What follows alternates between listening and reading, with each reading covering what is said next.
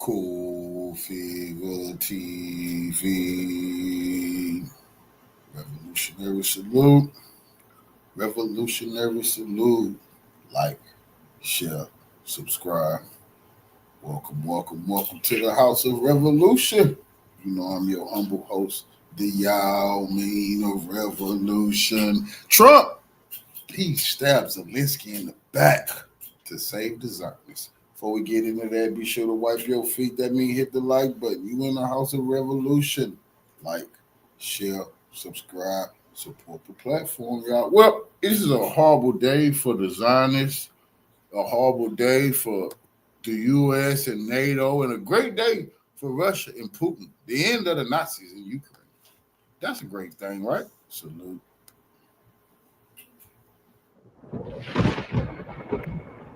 You see, Trump had to make it.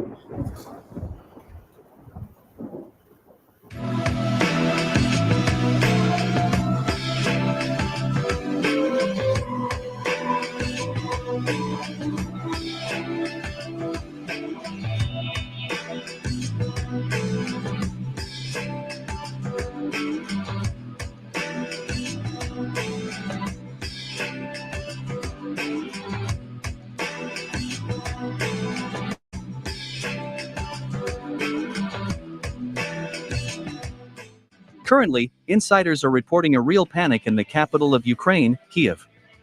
According to them, the head of the Kiev regime, Volodymyr Zelensky, cannot regain consciousness for the second day in a row, after the United States officially suspended the supply of all types of weapons to Ukraine. Sources in the office of the Ukrainian president confirmed that on July 3, Volodymyr Zelensky even had a nervous breakdown. Reports indicate that for 5 hours, doctors could not calm this dead man walking. You finished. You know it's.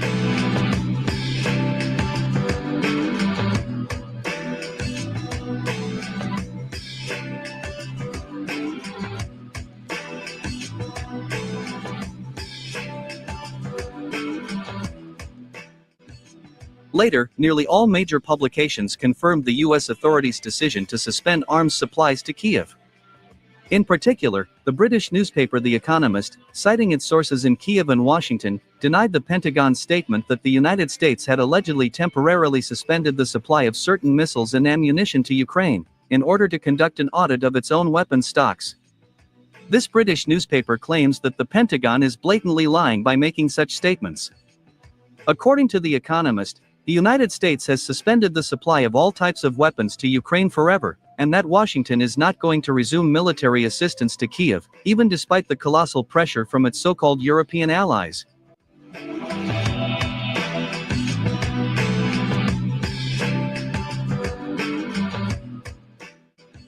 The Economist notes that the United States is very determined, and will use this factor to get serious concessions from Kiev, in order for the final resolution of the conflict.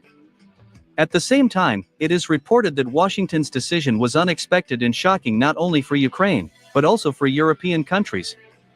Furthermore, as it turned out, the United States not only suspended military assistance to Kiev, but also decided to deprive Ukraine of vital weapons systems. In particular, we are talking about missiles for Patriot and NASAMS systems, Stinger man-portable air defense systems, air-to-air missiles for F-16 fighter jets, and Hellfire-guided missiles.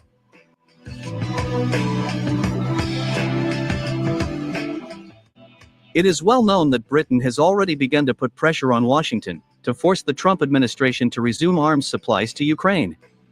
However, the statement by Pentagon spokesman Sean Parnell, which he made on the evening of July 3, completely ruined all the hopes of Kiev and European countries for the resumption of supplies of American weapons systems to Ukraine. In particular, Sean Parnell officially stated that the United States cannot afford to supply weapons to everyone around the world. According to him, the Trump administration first of all thinks about the security of the United States. Sean Parnell notes that for the current U.S. authorities, a highest priority is to take care of American citizens and U.S. troops.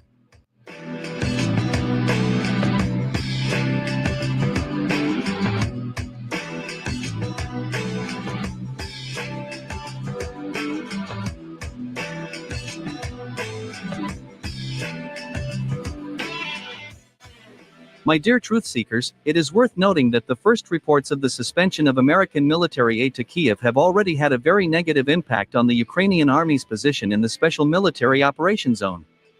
So, a few hours ago, war correspondents confirmed the liberation of the strategically important city of Chasiv Yar. According to them, Russian units of the groups of troops under the designation South not only liberated Chasiv Yar, but also knocked out Ukrainian troops from neighboring Nikolaevka. It is noteworthy that the well-known military journalist Yuri Podolyaka also acknowledged the liberation of Chasiv Yar. According to him, after the liberation of the Shevchenko microdistrict by the Russian army, Ukrainian troops were forced to flee westward. Yuri Podolyaka notes that as of July 4, 2025, Ukrainian troops are present only on the western outskirts of Chasiv Yar, near the village of Zemlyanka.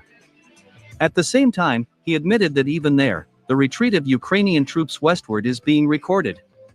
According to him, the Russian Defense Ministry may officially announce the liberation of Chasiv Yar in the coming days.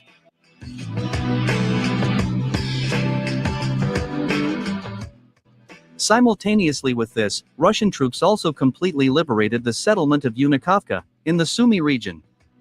According to war correspondents, the liberation of this settlement was not only a tactical, but also a symbolic success for the Russian troops. The fact is that in August 2024, it was precisely from Unikovka that the 50,000-strong Ukrainian army and NATO forces invaded the Kursk region. Thus, as you can see, the news about the suspension of American military aid to Ukraine has already begun to impact Ukrainian nationalists along the entire combat contact line.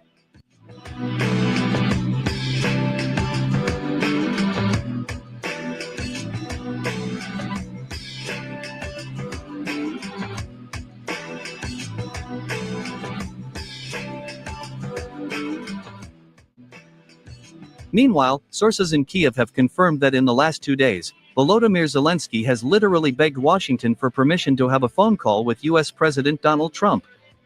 However, Donald Trump not only refused to talk to this political clown, but also had a demonstrative telephone conversation with his Russian counterpart, Vladimir Putin. This fact was a real shock not only for Ukraine, but also for European countries, including Britain.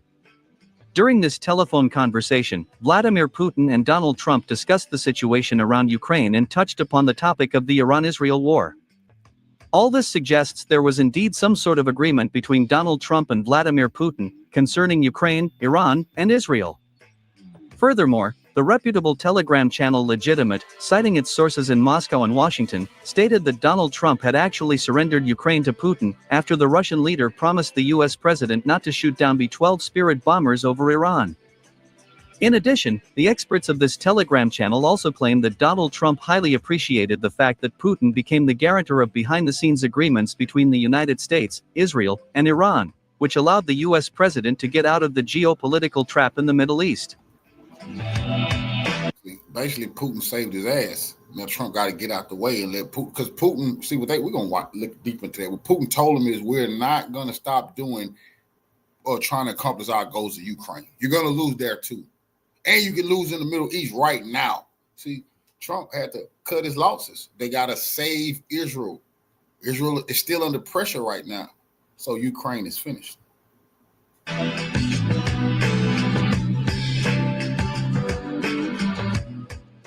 Almost all experts and analysts acknowledge that Donald Trump and Vladimir Putin have reached a deal on the Ukrainian issue. At the same time, it becomes clear that the head of the Kiev regime now has only 3 options for further actions. The first option, Zelensky accepts Putin's terms and stops the war. In this case, this political clown loses power in part of the territories, but at the same time, he retains the statehood of Ukraine. The second option, Zelensky will escalate the conflict, hoping that Trump will change his mind and start supplying weapons to Ukraine again. In this case, Zelensky risks facing complete surrender, and the loss of not only the eastern, but also the central part of Ukraine. And finally, the third option, Zelensky will stall for time, delaying the negotiation process for 6 months, hoping that by that time, the situation in the world will change in favor of Kiev. However, in this case, Ukraine also risks losing even more territories, including the Nikolaev and Odessa regions.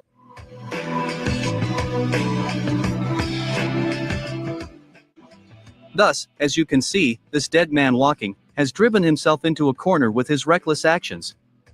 Undoubtedly, history will remember Zelensky as the leader who completely destroyed Ukraine, a country known for its beauty and abundant natural resources.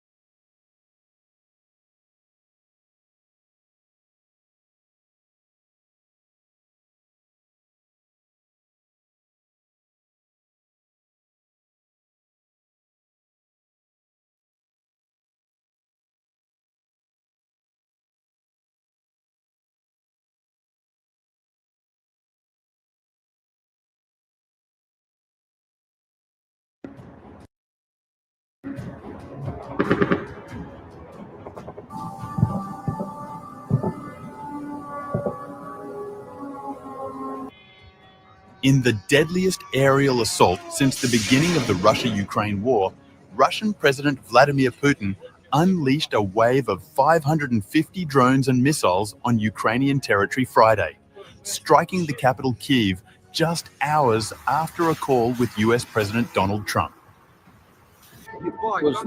According to Ukraine's Air Force, the attack involved 63 Shade 136-131 kamikaze drones, cruise missiles. Yeah, that we could just continue on with that. All those scenes were just from this past overnight, as you heard the guy on this the video there saying from just hours. Actually, it wasn't even hours. I don't think it was shortly after the phone call between Trump and Putin. Obviously, this stuff had been scheduled long in advance, but that just kind of shows you where this is at here. And again, Trump comes out after that phone call with Putin yesterday and says he's not very happy. I'm speaking to President Zelensky tomorrow, early in the morning, and I'm very disappointed with the conversation I had today with President Putin, because I don't think he's there. And I'm very disappointed. Well, it's not, I'm just saying, I don't think he's looking to stop. Well, honestly, you don't have to think he's not going to stop, because President Putin very clearly said he's not going to stop. And especially if you saw our show yesterday that we did just right after the phone call happened, the readout from Moscow was pretty elaborate and detailed, very clearly said that they are not going to stop. And that is the continuation of everything that the Russian side has been saying really since the beginning of the war, and certainly since Trump has been inaugurated, that they were willing to talk, they're willing to have negotiations and discussions, but they're not going to do an unconditional ceasefire, and they're not going to end until what they claim as the core root causes of the war have been discussed. And that's just the enduring Russian position. So I think that this missile strike, and I think the timing of the phone call was probably not coincidental from the Russian side. They wanted to demonstrate that they actually mean that they are going to keep fighting. We've shown you time after time of whether it's Sergei Lavrov, Dmitry Peskov, or Putin himself. They keep saying, we'll keep fighting until we have this. Nebenzia, I remember 2 or 3 weeks ago, we showed you a clip from the United Nations Security Council where he emphatically and directly said that. And you just have to wonder, is anyone actually paying attention to what the Russian side says? Because their words and their actions are in alignment. And if you want this war to come to an end, we're going to have to recognize the realities on the ground, to include the diplomatic realities coming out of Moscow, the air war that's continuing to go on, et cetera. And you just have to wonder, at some point, the weight of all of these attacks is going to have an impact on the ground as well. And by the way, this just kind of point this out here. These air attacks this one was 550 overnight. That was the largest overnight total air attacks from Russia into Ukraine since the war began, and that eclipsed the previous record, which I think was 48 hours earlier, when it was like 530 or something. That just shows you that every time Russia attacked them, it's the largest attack since the last time they attacked them. They don't understand that. Every day they get attacked with the most drones and missiles ever. Yeah, because Putin's tired of playing with them. Russian capacity in the air continues to accelerate. And by the way, just when you keep hearing this nonsense from the Ukraine side, and all those videos that Gary's continuing to show you here, especially the ones over last night, the Ukraine side came out and claimed that they had shot down virtually every one of them. Yeah, and you can see on the screen, you don't have to take anyone's word for it. There's the video evidence right there. And yet the Ukraine side keeps on with this fiction. It's Orwellian to an exceptional degree. And you just have to wonder, at some point, isn't that going to backfire even on your most ardent supporters when they keep seeing you make claims that are self-evidently grossly inaccurate and untrue? Why not just be honest about it? Because the fact is, you don't have enough air defense capabilities. And by the way, the vast majority of these were drones, the Shahed drones, some of the newer models here, and those are the ones that can be knocked down by the Patriot air defense system and several others, the Iris-T, et cetera, that Ukraine has. They can have some success out of it, but that shows you that they just don't have very much, which, of course, we all know about, because that's been Zelensky's request for probably the better part of a year or more, that he just keeps pounding the drum, says he wants air defense systems, but as we keep also talking about, we just don't have them. Well, let's kind of consider about, what some of this stuff means here, because Trump says, he doesn't think Putin's going to stop. Well, he's not going to stop. That is now ratified. It's completely clear. So the question has to be for President Trump, what are you going to do in response? What is the answer here? Because if they're not stopping and you keep on saying, we're looking for a ceasefire, because that was the gist of the call yesterday. Trump was saying again that he wants Putin to have a ceasefire. He wants him to bring the war to a conclusion. Putin apparently very politely told him, I'm willing to discuss things. I'm willing to end the war. I'm not willing to have a negotiated settlement that comes after a ceasefire. He just said, I'm not going to do it. And then he hit the emphasis on the point with that big strike that happened afterwards. So then you have to ask Trump, okay, then what are you going to do now? Because if what you wanted, the ceasefire is not going to happen. If what you wanted for Russia to just stop fighting, if that's not going to happen, and Putin clearly both verbally and with action told you he's not going to, then what's your position here? Now, Trump in that same interview may have given a bit of a clue of what he might be thinking when he said that basically this is Biden's war.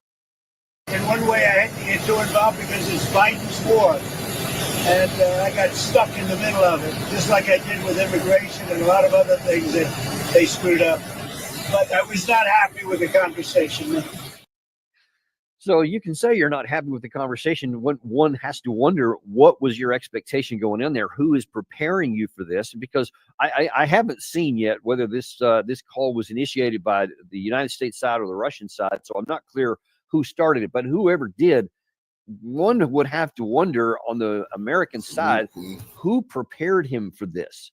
If he was not happy, that means, it implies anyway, that he was surprised that the call didn't go the way he thought it was going to. And if you're told, which if he had called us or Gary, maybe Gary could have told the same thing, it said, hey, Mr. President, Russia is not going to do anything different. This is what they've been saying. They've never said anything different. This is what they're doing. They've never done anything different. So don't go in and ask him for a ceasefire, because he's not going to give it. And you're going to be disappointed. I don't know if anyone, I don't have any insider access at the moment, so I don't know what was or wasn't told to the president, who set him up for the call here, but it doesn't sound like anybody did him any favors. And I don't know whether that's Trump's fault for not listening to people, or if it's some aide or something that just wants to tell Trump what he wants to hear, and is telling him something that, oh yeah, your force of personality can probably get him. That's possible. Unfortunately, there's a lot of people on the senior echelons of the Trump administration on the inside there that do that, because unfortunately that's kind of what helps you succeed. That's what the president likes. And unfortunately, that's one of the downsides of having that. You get advice that is not realistic and is going to set you up for failure. Right now, it's just kind of an embarrassment, but we have to wonder.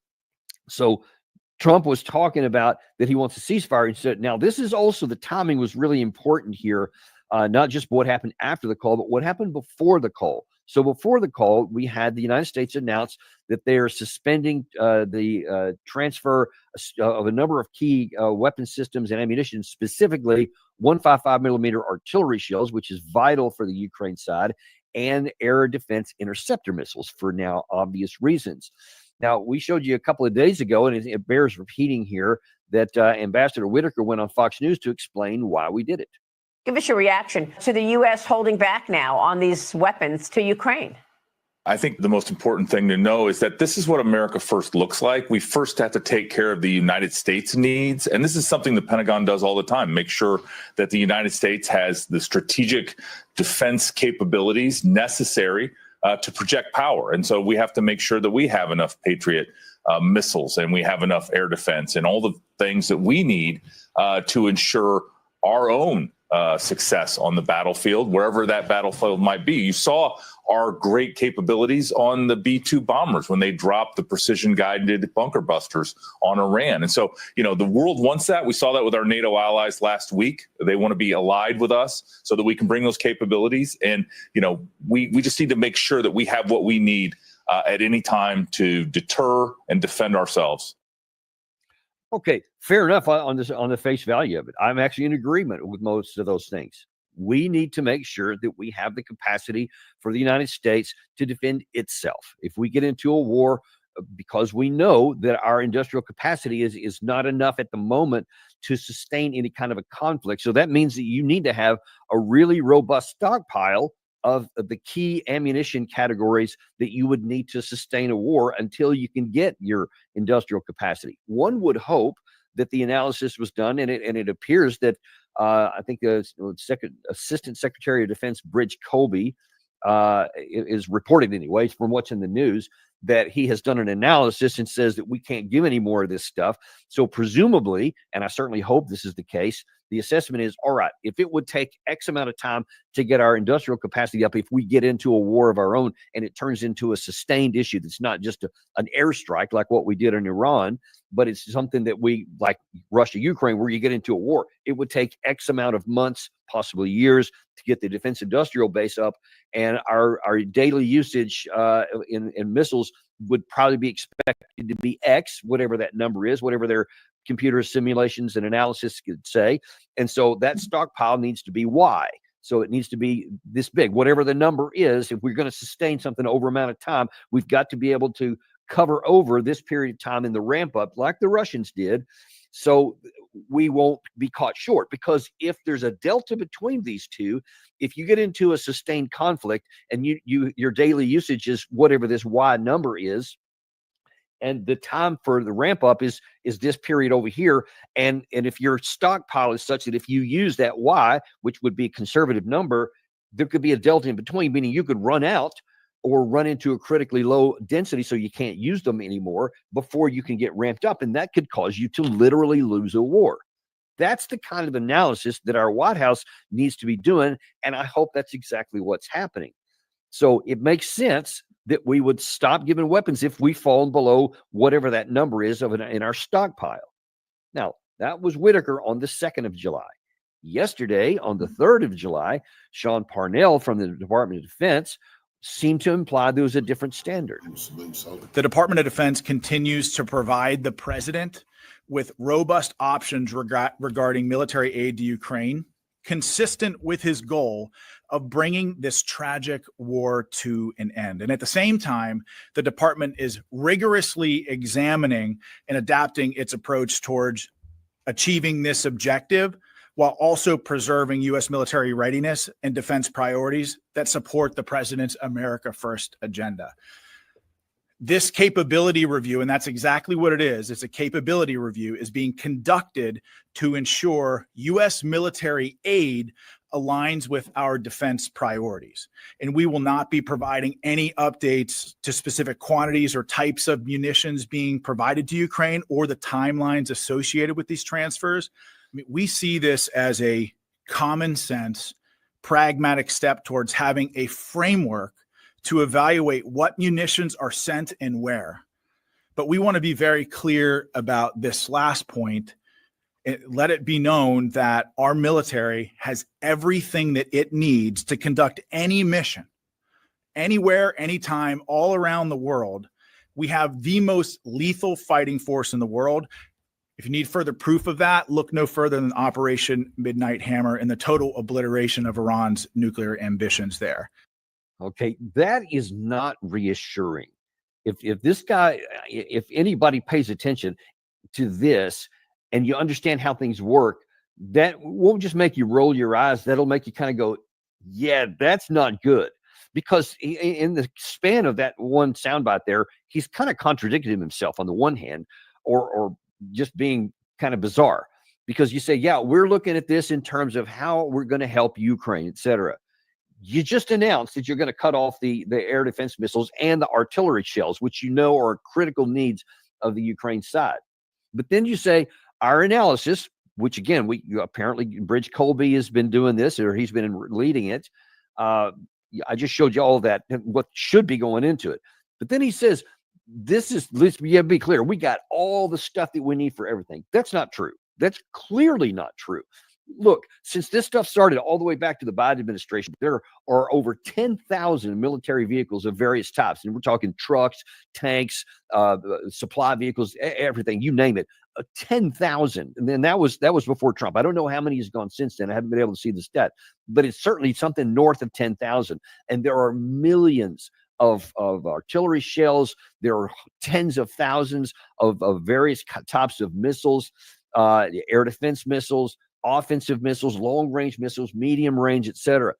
It's obviously you cannot get rid of that massive a quantity of stuff and then tell me that we have everything that we need to fight anything all around the world. That doesn't pass the common sense test.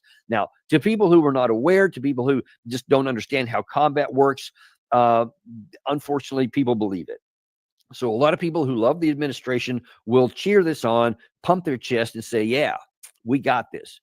And of course, to me, anyway, one of the other big red lines in red flags in what he is saying here is that he wants to repeat this canard that's been going on in the United States for way too many years, that we are the most lethal military fighting force on the planet. Come on. Just be honest and say we're good. We have some capabilities, but don't say that we are the most lethal fighting force on the planet. That is self-evidently untrue. It is the Russian side, second only by the Ukraine side. As much as they're losing, they are still a lot better at modern war than we are because we haven't done it. We haven't done the last time we had. I mean, I can't even really consider my experience in Desert Storm, where there was a tank-on-tank battle, the Battle of 7-3 Easting. You can Google that and read it. It was a pretty intense battle, certainly for me, but the sides were nowhere near equal. The Iraqi side had no air defense. They had no air force, so they were virtually blind in the air. We could do whatever we wanted, and we did for, I forget how long it was, 30, 45 days, something like that, of an air campaign, even before the tanks went in. That's not the case in the current war. And if we fought somebody like the Russians right now, it would be something around parity. Both sides would have an air force. Both sides would have air defense. Both sides would have navies. Both sides would have industrial capacity. We haven't fought anything like that since the Vietnam War. And you might even go back to, say, the Korean War before that, and definitely World War II. So it's been a long time. Nobody in uniform today on the American side has ever fought anything like this. Definitely to include myself. I've got 4 combat deployments, and that's useful. It's helpful. but only insofar as its experience is useful for something you do similar. But these kinds of conflicts are nothing like what we have done in our collective past over the last several decades, especially since 9/11. And that includes Desert Storm before 9/11, Operation Iraqi Freedom, where we went in with tanks and whatever and ground combat. Those were just, you can just say that those are archived in the past now. Those are history. You can't do those in the modern era against anybody who has drones, air power, air defense, etc. And the Russians do. So if you want to beat your chest, I guess you can, but it's unfortunately deceptive to the people who need to hear it, because people need to know the truth. It's not demeaning to tell people the truth, because that says, hey, let's be careful about where we go with our military here. Let's don't get into a fight where we're the underdog. Let's don't seek a fight where we're the underdog. And if you understand, okay, Russia has the experience. They've, through blood and pain over 3 years of the first 3 years of war, they really suffered a lot, but they learned a lot of lesson. And now they've made some real changes, and they are a formidable force. Recognize them for what they are, the truth. You can hate Putin if you want to. You can hate the Russian system. You can say that they're evil and all this stuff. That's not accurate. But if you want to go that way, I guess you can. But even if you do that, you have to be intellectually honest to recognizing the just plain truth. That's where the things are now. So don't believe this myth, this lie. It's even worse than a myth. It's a lie. It's a self-deceiving situation to where I'm telling you that we have everything that we need and we are the most amazing fighting force at all, because that makes it easier for you and policymakers especially to use force in the future, to go down a path that says, hey, we can do everything. Especially today, it's 4th of July, but everybody's already waving the flag and beating their breast and saying how great we are, et cetera. And I mean, this is our country, and that's what it's supposed to be for, to be proud of your country. I'm good with that. I'm fine with being proud of your country. I'm proud of the United States. I mean, I fought for it. I put my life on the line for it. You see, I still wear my flag on most days on my shirt here, very proudly so. I don't shy back from that. But what I do say is, let's don't go beyond being proud of your country to being arrogant and to be self-deceptive, to think that you're superior to everyone else. And especially it's pernicious, and you think that you're militarily superior to everyone else and you can do whatever you want, because then that can lead to, again, with that same arrogant thing, that can lead you to make some really bad decisions. And we've made a bunch of bad decisions, but they haven't cost the country that much per se. It's costing the troops that have fought, especially these stupid wars in Afghanistan and Iraq that basically lasted for 2 decades. But that was relatively limited in percentage-wise. But you get into something bigger, it could be catastrophic for our country. Let's don't go down that path. Let's get back here to this war here, though. So all the stuff we've talked about so far has been what Trump talked about to Putin last night, and what has happened since. Well, in that first clip, you may have heard President Trump last night said that he was going to have a conversation this morning with Volodymyr Zelensky, and that did happen. And just right before we came on air here, I was able to see Axios actually had an article that talked about what we now know a little bit. So Trump tells Zelensky that he wants to help Ukraine with air defense. Source said, wait a minute, I just showed you from the previous 2 days, Ambassador Whitaker and Sean Parnell of the Defense Department. And they were saying that, hey, we're going to look at America first. And, we got to make sure we have enough of our stuff. And then for some reason, now you want to be talking about giving air defense missiles after you just curtailed it. Gary, if you could roll down there a little bit more, and we'll look at some of the things that were inside of that. Said behind the scenes, the two sources said the call lasted about 40 minutes. Trump's with Putin lasted about an hour. One source said Trump was aware of the recent strikes on the Ukraine cities on the front line. Well, how could he not be? Trump said he wants to help with air defense and that he will check to see if what was put on hold, if anything. Well, there was. We don't have to check. We know that. I mean, you've had your senior officials say it. Then the next one, the Ukrainian official said Trump and Zelensky agreed that teams from the U.S. and Ukraine will soon meet to discuss air defense and other weapons. The White House didn't respond for comment. And I'm like, what are you talking about? You remember, I think in our show yesterday, I talked a little bit about what the call with Zelensky would be. And I mentioned at the time, I said, Zelensky is a really good showman. And he's a good manipulator. He's really good. He knows where Trump's buttons are, and he knows how to appeal to him. And I said, I hope that that doesn't work here. But now it looks like it did. Because, yes, all these missiles and drones were falling on Kiev. And apparently most of them went to Kiev. So it wasn't like it has been kind of spread across the country in Ukraine, hitting military infrastructure. There was a little bit of that, but most of it would seem to be sent to Kiev to send a signal to everybody. And so now then it looks bad. You saw we let off with a lot of those images. So apparently Zelensky did the same to Trump, and showed him all this stuff. And it's terrible. And gosh, Mr. President, we need air defense missiles. And look at these pictures. Trump is apparently very susceptible to looking at pictures. And so now then here he comes. And, the phrase that a lot of people say that, Trump's opinion is based on whoever he talked to last. So Zelensky apparently was the last one he talked to. And so after you have announced that you're going to reduce or even curtail 155 millimeter shells and air defense missiles, after you announce that and you send two senior officials from the diplomatic corps and the Department of Defense to defend it, now then he's going to send a team to talk about reversing that. But listen, the same thing still applies, whether he's going to do that or not.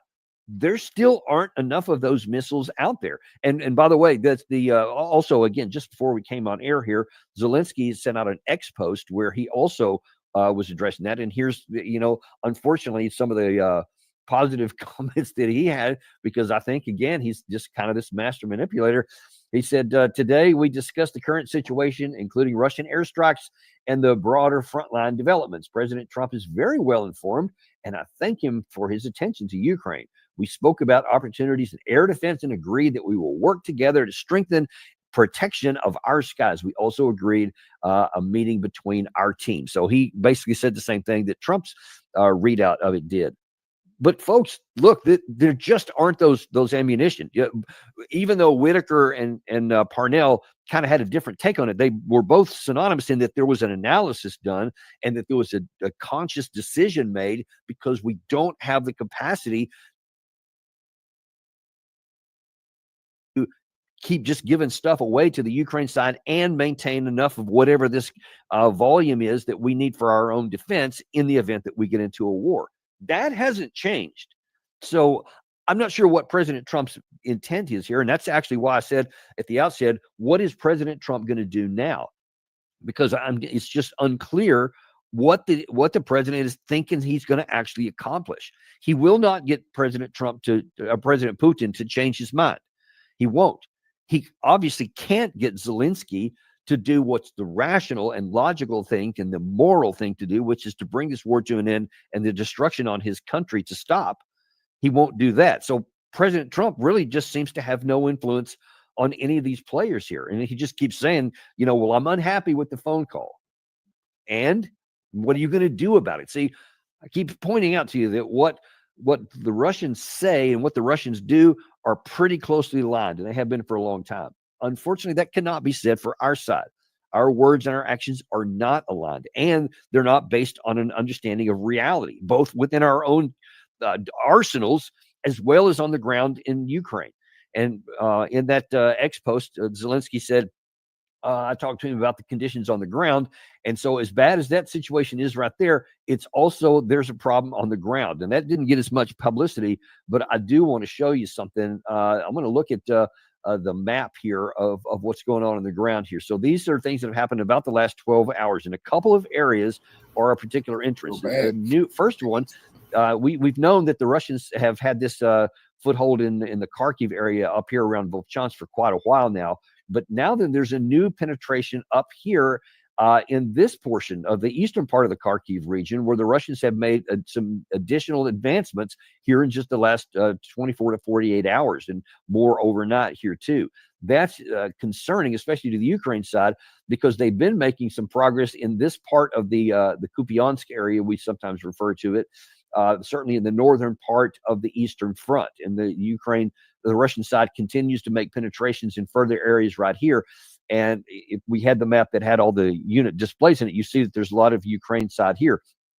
Russia could be doing one of two things, and we don't know yet because it could be either one based on what we've seen.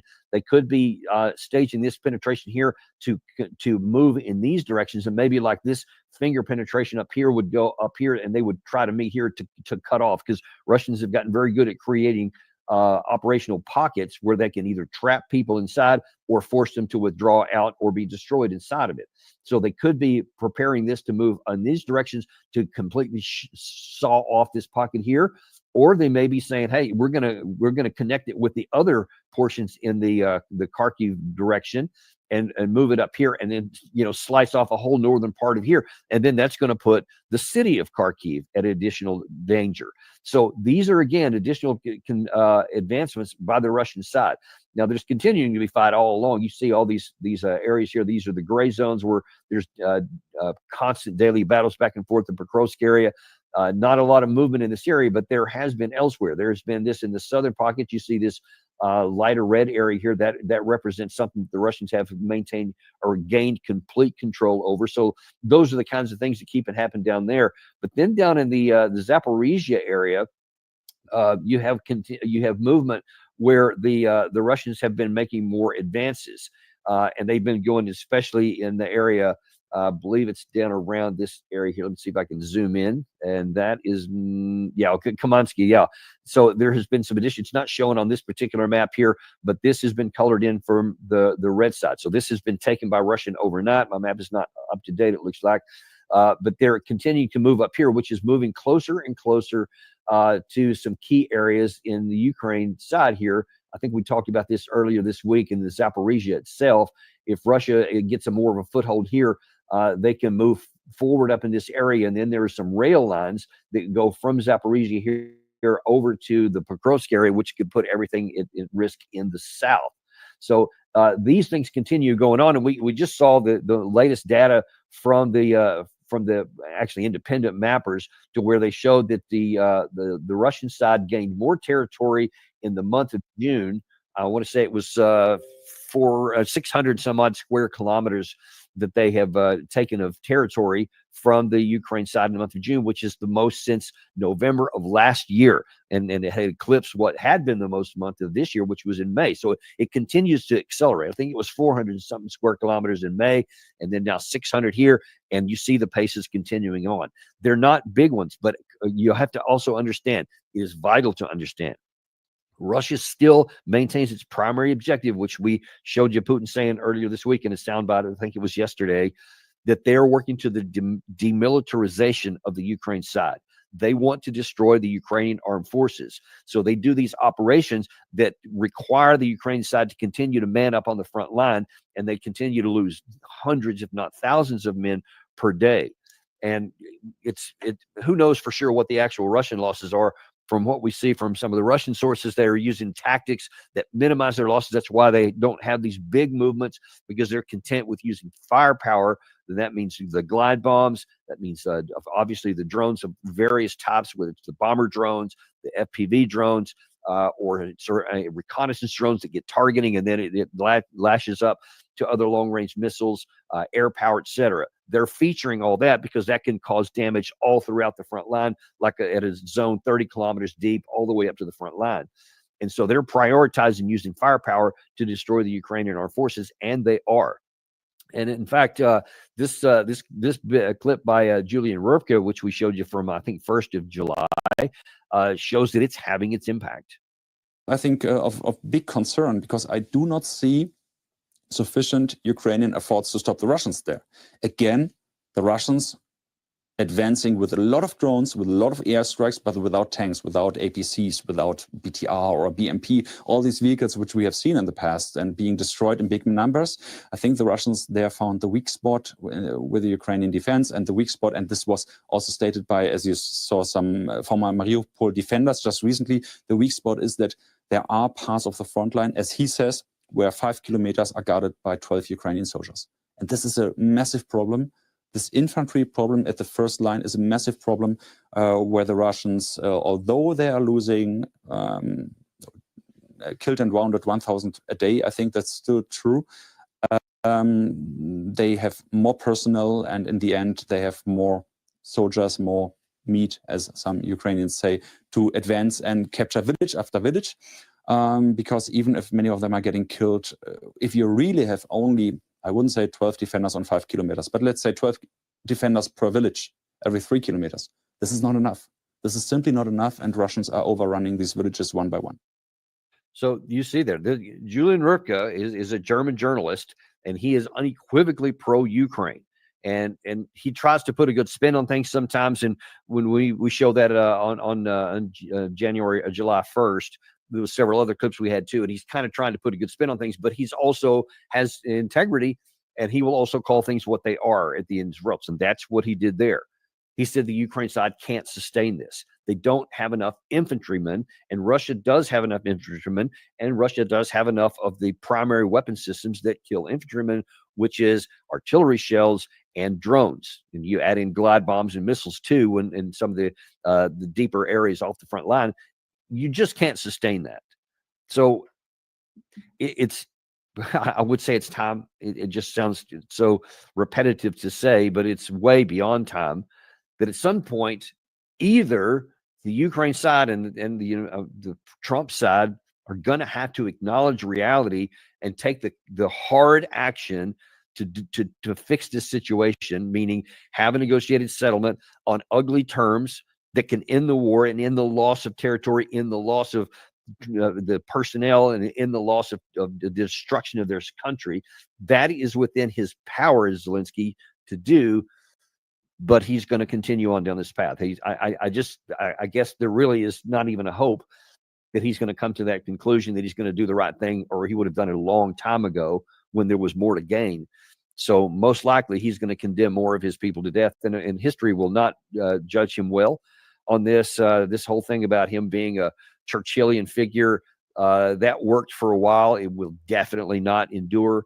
He is going to be condemned because of his unwillingness, especially when all the information comes out and no more spin is put on things, but people actually look at what was happening and what was said behind the scenes and what actions were taken and what was known.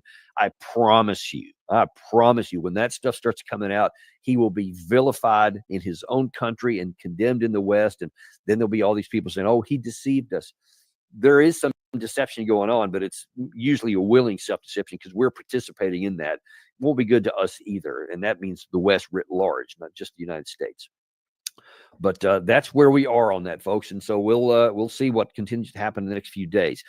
Before I let you go, though, I want to talk about something else that Trump mentioned in that same press conference, because he shifted from the Russia-Ukraine war into issues in the Middle East with Iran.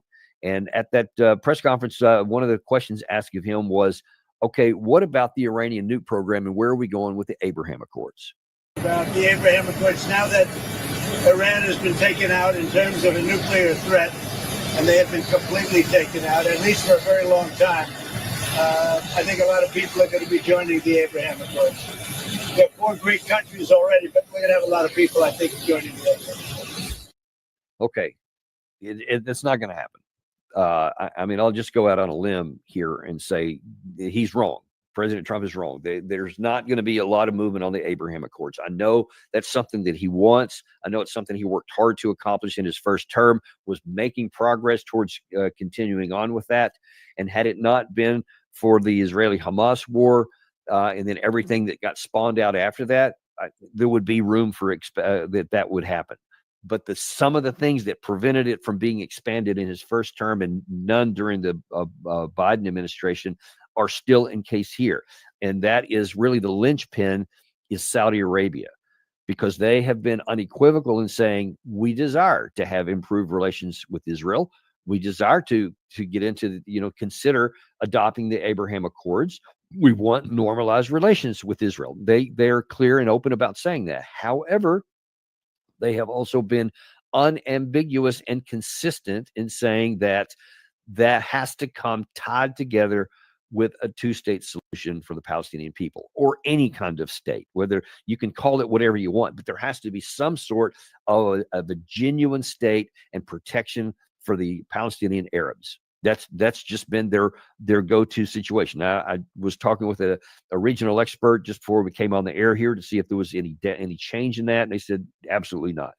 but especially behind the scenes, a lot of commentary going on that they're privately telling Trump. In fact, there was some senior Saudi officials, I think, that were in Washington this week that were talking some about that. And by all accounts, that's saying, hey, we like what you're wanting to do. Anything that's going to bring peace, we're good with, but it's got to be connected to help for the Palestinians. We will not abandon the Palestinian Arabs, and we're not going to change our view on that, because that's just, core to who we are, and it has to come with a price tag. It won't come one way or the other. And in the region, there's actually he mentioned, President Trump did, that there were 4 members that had signed up to the Abraham Accords. 2 of those are Bahrain and UAE, and they took a lot of heat for agreeing to that in the past. And in fact, they're ridiculed apparently still to this day by other Arab regimes in the Middle East, because they said, you gave away everything to Israel and you got nothing in return. So you basically were playing along, trying to, I guess, be good to the United States or something, and you were hoping for some benefit, but you didn't get any, and you just handed Israel free this protections and these diplomatic advancements. And they said, apparently none of the other regimes are even considering doing that. There are others that would consider doing it if also tied together to the Palestinian people. Well, that's great as far as it goes, but what about the Israeli side? President Trump could care less. He'd be happy to say, yeah, let's have a state for the Palestinian people, except that Israel is absolutely categorical against that. Netanyahu has made his entire career from the 90s up forward to getting rid of the Palestinian people. The last thing he's willing to do, that he won't even contemplate, and nor will a majority of the Israeli government, for that matter, even different political parties, they absolutely don't want to have anything to do with giving a state to the Palestinians. So you're at this impasse here. You say you want to advance the Abraham Accords, but the key participants, Israel and Saudi Arabia, have an interest in doing that, but the cost of doing it for each side is that what they won't pay. I mean, Saudi Arabia is strongly held to this issue of the Palestinians. The Israeli side is strongly held to its issue of the Palestinians, and they're irreconcilable. So somebody's going to have to make a major change for that to happen. And there's no evidence that either side is even remotely possible to concede on its major issue on this thing here. So I think that really, in some ways, kind of like what Vladimir Putin's doing with Trump, he's willing to have negotiations, he's willing to talk, but he has some pretty hardcore lines that he's not going to pass. And that is all the core issues that he said he has to have the war over with, or even to have a ceasefire, are conditions that the Ukraine side or the West or the United States aren't willing to agree to. So they're talking, which is always helpful. I mean, you can't get anything done if you're not at least talking, but there's no evidence that they're willing to do anything about it or make any changes. So it's just going to be a bunch of talking. So for President Trump to say, yeah, I think that, pretty soon we're going to have some success, he's not going to. He's just not going to, because the fundamentals are just miles apart. So that's kind of a problem, because again, you're setting expectations that are not going to be met. He's also said that he thinks that they're going to have a ceasefire with Gaza next week, a 60-day ceasefire. I hope that is the case. That actually has some possibility. I was looking across the news this morning about the various participants, and unlike the Abraham Accords, there is some willingness on multiple parties to actually get this done. That means primarily Hamas and Israel. I don't know whether they'll succeed, because again, there is a lot of movement within the Israeli government at the cabinet level that they want to, for example, vote to annex the entire West Bank, the West Bank. Everybody's so focused on the Gaza Strip and especially on Iran, and Israel is also focused on the West Bank. So they want to annex it, which of course would break any international law that there is, because there's 3 million Palestinians living there, and you can't just annex that and do with them whatever you want to, but that's what they want to do. So the idea that they're trying to annex the West Bank, but then they're going to come up with some kind of a two-state solution for the Palestinian people, it's just, I mean, it's laughable to even suggest that. Now, in the near term, though, Israel may say, but it benefits us to have an extended ceasefire with Hamas. Now, that would be hard because Netanyahu has also painted himself into a pretty big corner where he's been saying for the better part of 2 years now that, Hamas has to be completely destroyed. We're not going to negotiate with them at all. Now you're in a position to where you have to negotiate with them. Now, whether the Hamas side would be willing to give up some of the things that is being asked of them by the Israeli side, there's also some pretty high demands on them, but obviously they're getting just destroyed and pummeled. Many of their people are starving to death, and so they're coming under a lot of internal pressure to do whatever it takes to get the thing off the table too. Israel has its own internal pressures because there's still a huge portion of the Israeli population that wants the hostages back, and that is figuring in dramatically into the conditions to get to this 60-day ceasefire, which, according to the Hamas side, they want that tied to the end of the war so that it would be completely over. It remains to be seen whether the price for Israel to agree to that is something diplomatically and politically that Hamas leaders would be willing to accede to. But at least there is some interest on both parts, and there is benefit for both parties to actually come to a ceasefire. So we're going to see how that happens. Okay, so that's the Gaza situation. Lifting over, one other thing I want to talk about here, because in that conference yesterday from the Pentagon by Sean Parnell, he not only talked about the issues with the Russia-Ukraine stuff, but he also talked about the Iranian situation. And he wanted to address something that a lot of people have been asking about. Did the U.S. actually obliterate Iran's nuclear capacity?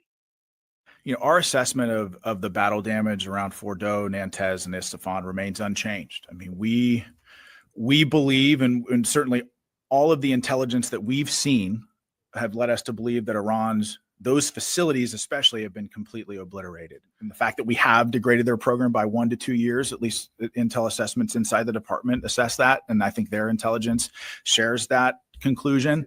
Current assessments by this department think it's been degraded or delayed by 1 to 2 years? I think we're thinking probably closer to 2 years, like degraded their program by 2 years. But what we've seen almost, in fact, just universally among our allies, was them congratulating the United States, the president and the secretary of defense on that bold operation. And the idea that American action in Iran has set the conditions for global stability.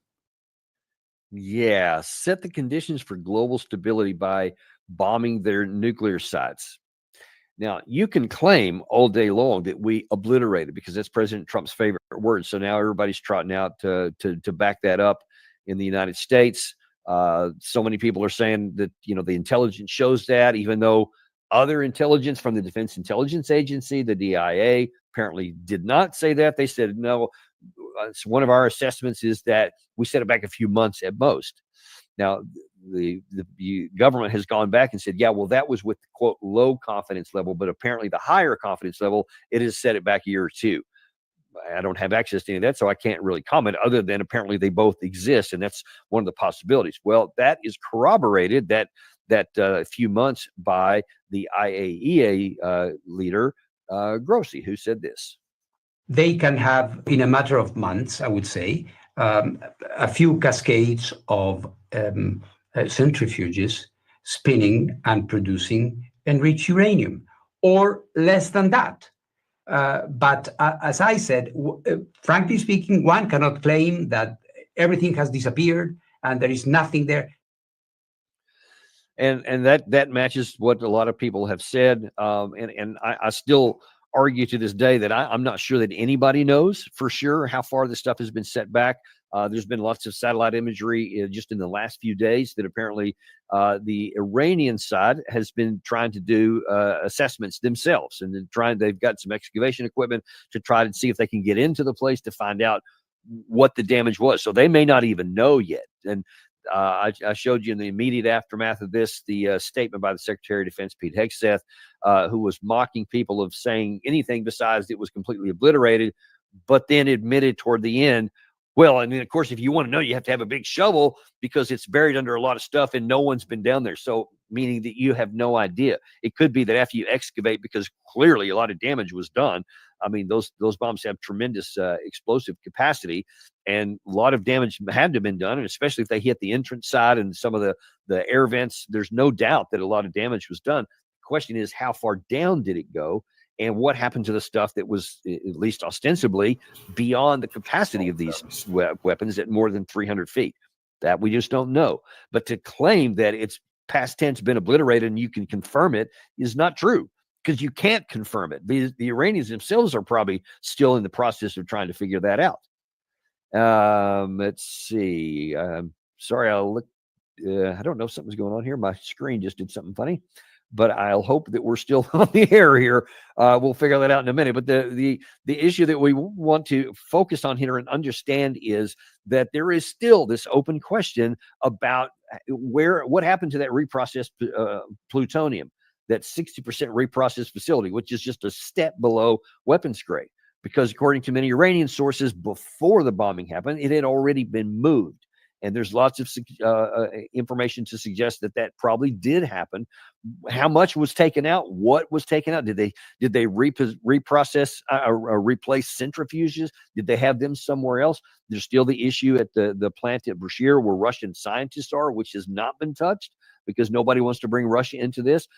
There may be some other secret sites we don't know. There's just so many things we don't know. So you cannot say categorically, past tense, we obliterated and set them back. And if you set all these policies on this belief that, all right, that's off the table there, and it will be for a couple of years, which is what Parnell said, which is what President Trump is also saying.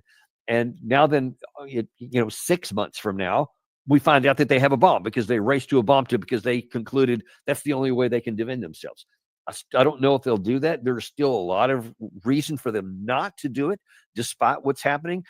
From what I can understand, talking to a few sources, both China and Russia still are emphatic that they don't want Iran to have nuclear weapons capability, even though they defend their right to have civilian nuclear facilities and capabilities. But they don't want them to have it either. And there's still some very competing issues within the Iranian regime. Some hardliners want to race to a bomb. Others in different quarters of the Iranian regime and within their governing section don't want to for their own reasons, etc. So we don't know for sure what's going to happen. But the important thing that you need to know is that what the president and what Sean Parnell are saying is not accurate. We don't know that it's been set back a couple of years, and we don't know if they're going to try to race to a bomb now. So all of those things need to be kept in mind as you're setting policies and as you're trying to figure out what's going to happen in the Middle East. But the one thing that I think I can say with a lot of confidence is that bombing everything is not this great panacea, this alleged attempt to have a regime change by taking out the Ayatollah. We claim that we knew where he was and we didn't do it on purpose, but there's other evidence and other claims that the Israelis especially, did try. They just didn't succeed because they wanted to cut off the head of the snake, so to speak. But that wouldn't have worked anyway, because we know that the Ayatollah actually, prior to that, actually had a succession plan. A number of people would have taken his position if he had been killed, or if more than one had been killed somewhere else. So they have a succession plan, and it's not something that's really happy and advantageous to the United States and the West. So if you want to make things worse, if you want to make sure the hardliners come into power, keep going down this path. I hope we don't. I hope that even if they want to claim all this stuff that it's been taken care of and now we're going to go to peace, if you want to use that as your justification, okay, that's fine. As long as we get war and the threat of war off the table, that's good for everybody, because nobody's going to benefit if we keep using lethal military force. But there are those in the United States, especially John Bolton being one of the key ones, that still gets primary and premium coverage in all the major outlets. I don't know why they would do that with his hideously bad track record, but he is. And he's of the idea that we have to, quote, finish the job. They're weakened now. Now's the moment to strike. So there is still that tension, that pressure. And I really hope President Trump doesn't give in to that, because I think that has a far better chance of making things go sideways and bad than it does to resolve anything. But we'll have to wait and see on that. And we will, as always, keep you up to date on that, because we are unintimidated and uncompromised, and we'll continue to give the truth no matter what it is. Hope you have a good 4th of July to all our American viewers here. I know a lot of you guys are here.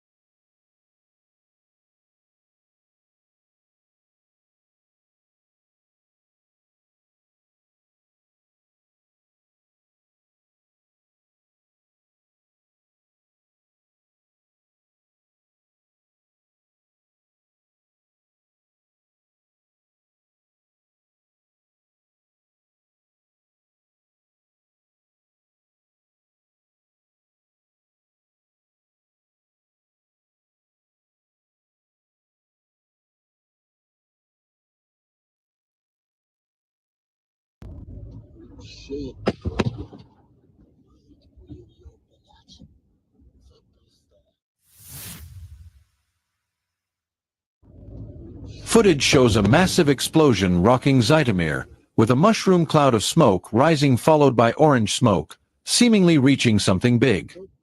Local channels distributed footage from the scene of yesterday's massive fire on July 3rd, reporting that 2 explosions occurred, with a shockwave shattering the driver's windshield as the massive blast, which was recorded at around 2,700 feet away, indicated overpressure and appeared to be very deep in the ground.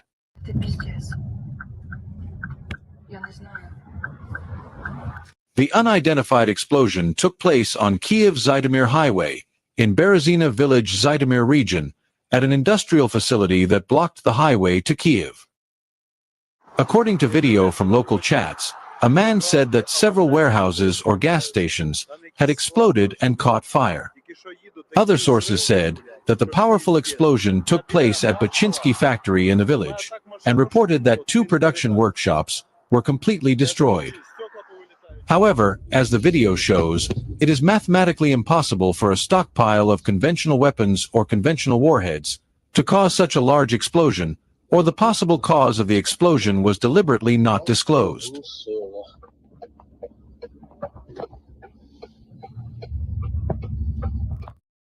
Ukrainian media claimed that a gas station exploded, and the fire has engulfed most of the area of the gas station and a small fuel storage facility with black smoke visible.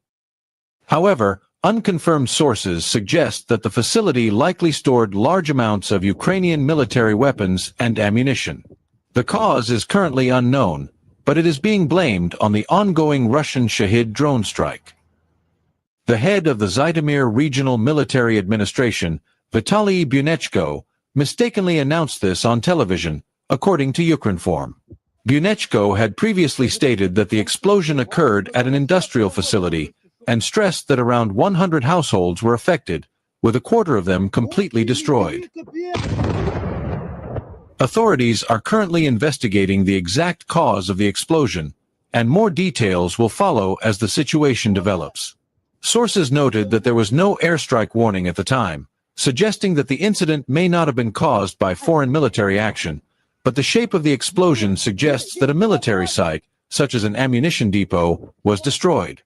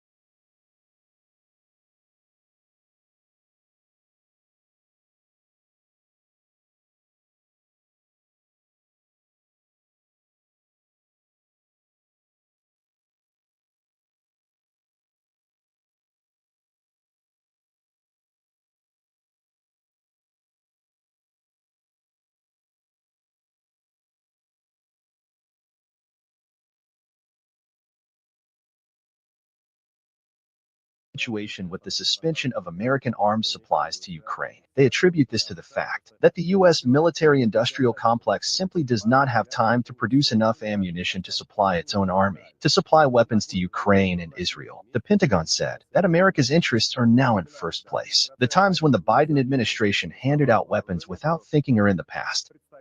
Pentagon spokesman Sean Parnell said that the military department is auditing arms supplies to foreign partners and taking inventory of military arsenals. Decisions on the possible resumption of aid to Ukraine will be made personally by Trump and U.S. Defense Secretary Pete Hegseth. The list of American military cargoes that were pointed out in Poland is unofficially published by a journalist from the Pentagon pool, Tom Bowman. 30 PAC-3 interceptors for Patriot systems, key to Ukrainian air defense, 92 AIM-7 air-to-air missiles, which F-16 fighters use to intercept our geranium drones. Ukraine will also lose 8,500 artillery shells, 250 GMLRS missiles for HIMARS MLRS, and other types of ammunition. Ukraine is desperately looking for a way out of the current situation. Zelensky intends to immediately call Trump to convince him not to stop pumping weapons into the Kyiv regime.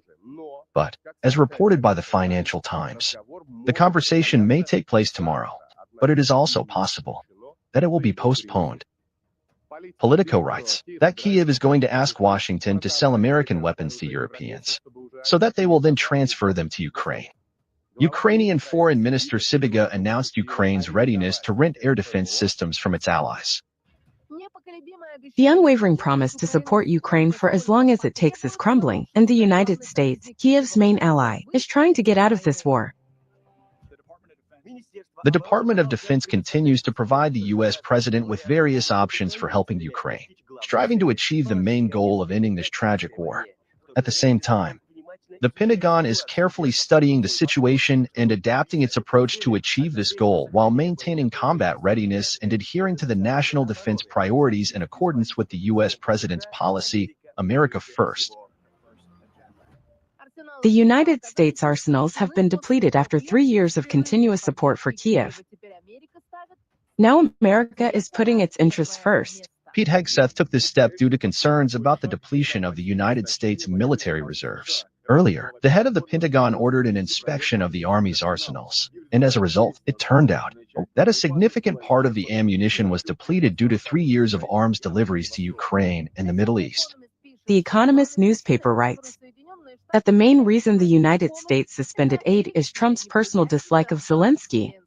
The Pentagon presents the suspension of supplies as a limited and temporary measure.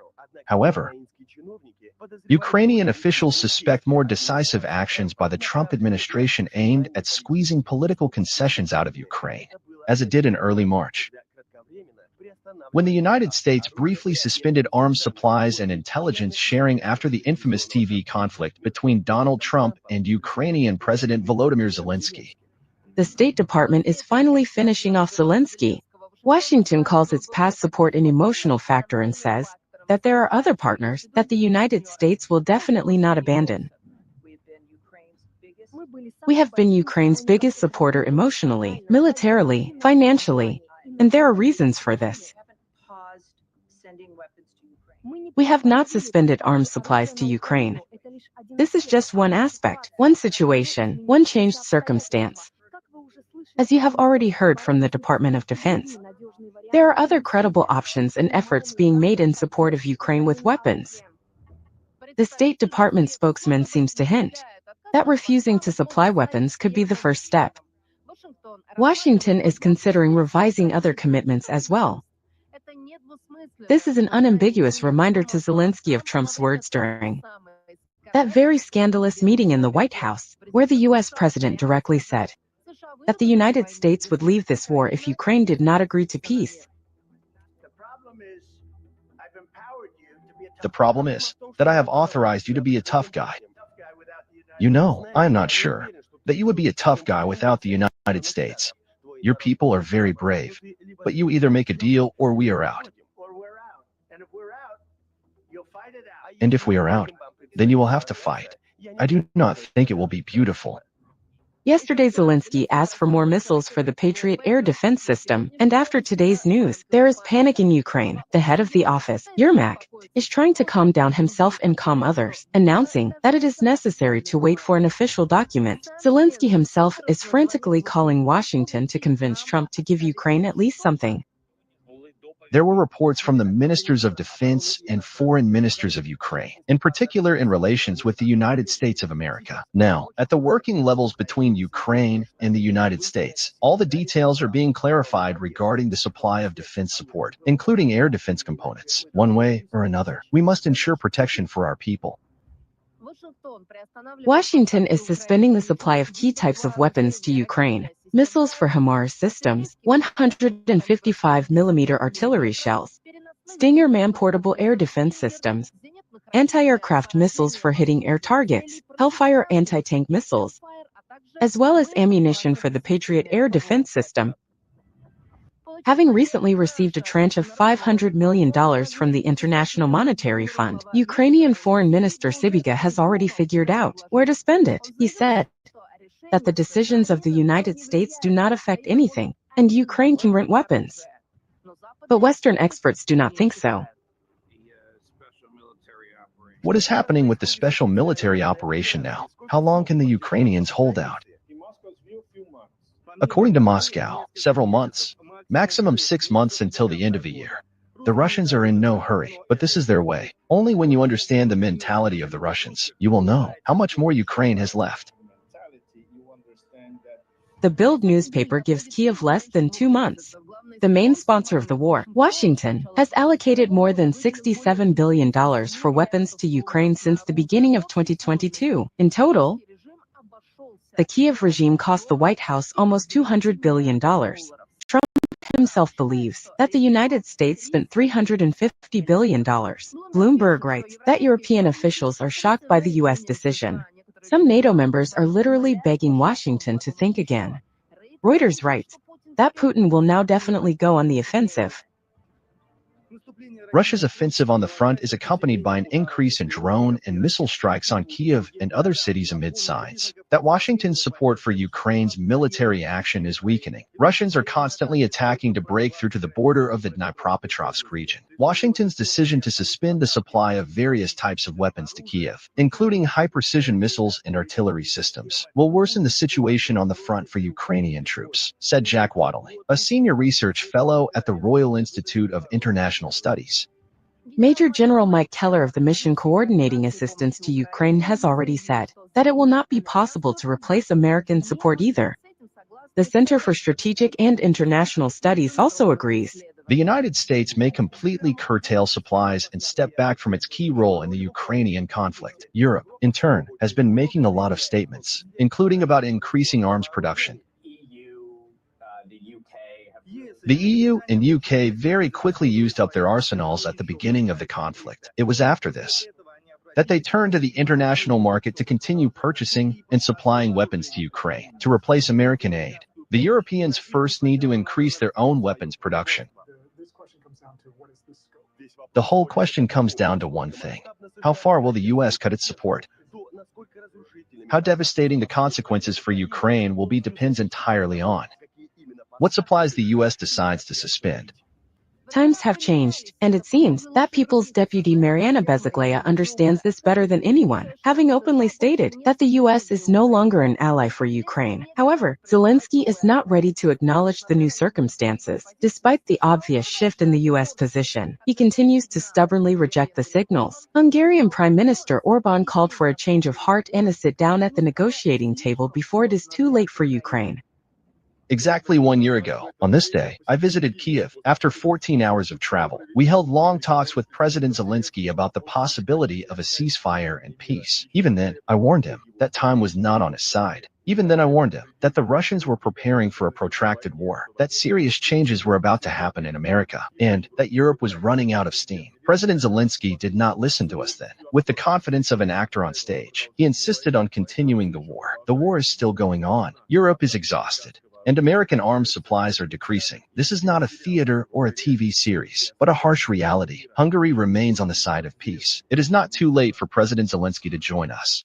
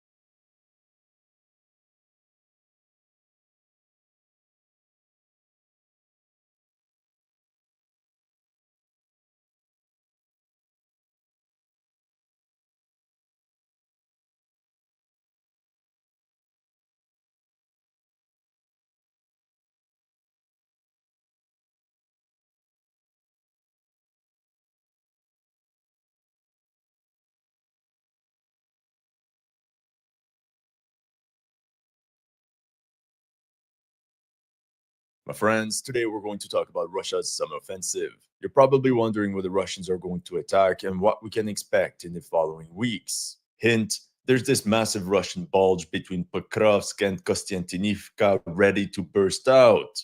And according to the latest news, Russia just launched a new offensive north of Kharkiv Oblast. More on that new DLC map at the end of the video.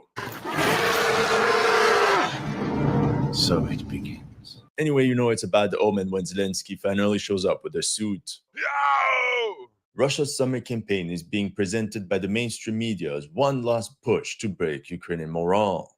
It's funny, they really expect the Russians to just rage quit this war. In reality, Russian forces are slowly and continuously grinding forward from one season to another. As part of this strategy, the Russian Army Command is waging a terrible war of attrition on the AFU and doesn't want to let the Ukrainians off the hook. To fuel this machinery, President Vladimir Putin admitted that the Russian army is recruiting between 50 to 60,000 volunteers each month. In comparison, Ukraine can only mobilize half this amount of troops. In terms of casualties in recent months, Russia loses about 4,250 soldiers KIA every 30 days, plus another estimated 8,500 severely wounded, for under 13,000 irrecoverable losses every month. That means a net surplus of up to 37 to 47,000 men. Now, as for Ukrainian losses, all we know is that the Ukrainians cannot hold on to their fortifications like they used to in the past. Because of that, the Russian army is accelerating its gains in 2025, with June being the worst month for Ukrainians in terms of territorial losses this year, with 556 square kilometers lost. But thanks to CNN, we can learn that Russia's summer offensive in Ukraine underwhelms. This numerical advantage allows Russian armed forces to replenish battered assault detachments and continuously be on the offensive across the entire front. Extending the area of operations is important. If the Russians were to attack on a concentrated front, Ukrainian drones, artillery units, and their reserves would all be concentrated as well. In that case, Russian casualties would become enormous. But if the Russians spread out and disperse their attacks, suddenly Ukraine has to do the same thing for its own assets. That's how gaps appear and breakthroughs are made possible. That's why although the Russian armed forces have main axes of attack, they also carry on operations on secondary fronts, or even go as far as to open new fronts like we've seen in Sumy Oblast. It's all part of the same idea of the war of attrition. But before we continue, a quick word from today's sponsor. If you want to express your ideas through videos like I do, you should check out InVideo AI. After seeing what it's capable of, it's obvious to me why InVideo AI has over 10 million users across the world. And with the exciting InVideo AI version 3 upgrade, you can create stunning, full-length videos irrespective of your skill level, and without having to learn difficult programs from scratch. Let me walk you through how it's done. Just start with a simple text prompt, and it creates the first draft for you. For example, create a 30-second video about the war between Russia and Ukraine. Check out what InVideo AI produced after only a few minutes. Ціль визначено. Атакуємо.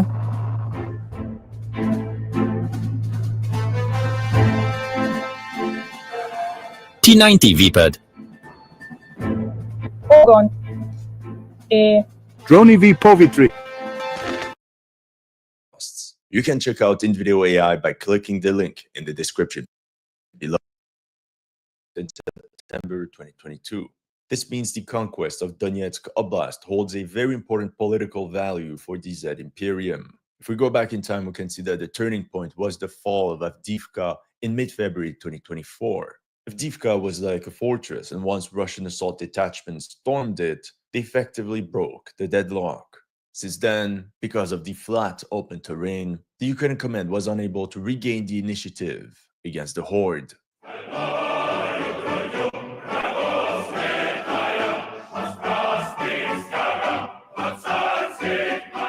All the attention is now centered on Pokrovsk, a fortress city that the Russians have been besieging for over 6 months. How did we even get to this point? At first, the Russian 2nd Combined Arms Army tried to outflank Pokrovsk from the west. But after Ukrainian counterattacks around Udachne, the entire offensive more or less came to a stop. It was a defensive victory for Ukraine, But the battle was not over. The screen was loading and Ukrainian soldiers were getting ready for round 2.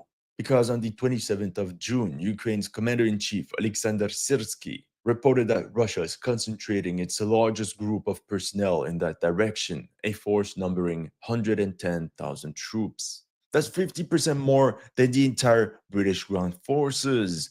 Let that sink in for a second. Oh yeah, remember what I said in one of my last videos about Pokrovsk. But there's a second option for the Russian army. That is to jump on the defensive mode around Pokrovsk, while they shift their focus on the eastern side of the city. From there, they could push an open field towards the large urban area of Novoekonomichne, from where they could start a grinding battle, house by house, towards Pokrovsk. This is exactly what is happening right now. Just kidding, it's actually worse. At the moment, the situation is critical because between 20 and 30,000 Ukrainian soldiers are facing encirclement. Starting in May, the Russian armed forces opened a breach along the TO-504 highway and now hold a 35-kilometer salient east of Pokrovsk. We can talk of an operational masterpiece, and you'll understand why in a minute. The Russians are wielding a big bulge that they could swing in any direction. As we speak, Russian storm detachments are currently carrying a wide flanking maneuver westwards. I'll make another video with more details about this operation. But what you have to understand right now is how the Russians are not getting bogged down in street-by-street battles. Instead, they're simply bypassing these urban areas. And by doing so, they also bypass most of Ukraine's strongholds. The operational objective of this orc doctrine seems to be Rodinsky. That was a situation in that sector on June 1st, plus 9 kilometers in a month. It's absolutely insane. The first step will be to take control of the Kazeni-Tariets River, as well as the villages of Raziny, Novotarietsky, Mayak, and maybe even Novoekonomichne. Then comes this set of industrial areas and mines that can act as tactical bulwarks for Ukraine. At last, if the Russians thrust even deeper all the way to the Golden Point, they'll reach the TO-515 road and the settlement of Radinsky. I don't expect the battle to be easy, especially since the stakes are so high.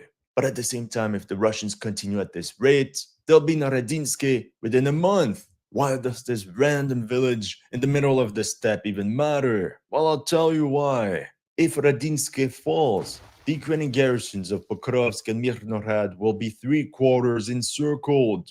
Bakhmut 2.0, baby. Again! And that's the best case scenario. Because if the Russian 2nd Command Arms Army breaks through the Udachny-Kotline line, oh, it's gonna be bad. They could push towards the E50 road, and then it's going to be almost impossible for Ukraine to resupply Pokrovsk. And if the two pincers link up and the two tips touch, well then, such a defeat would mean the end of the war for Ukraine. But of course, we know that's not going to happen, because Ukraine will then redirect its reserves to hold the flanks. Every additional step for the Russians is going to be more and more costly. This is where the center will start giving in. Russian forces are only 4 kilometers away from the first houses of Pokrovsk. That's where we'll see a street-by-street, block-by-block urban battle until the pocket gets reduced.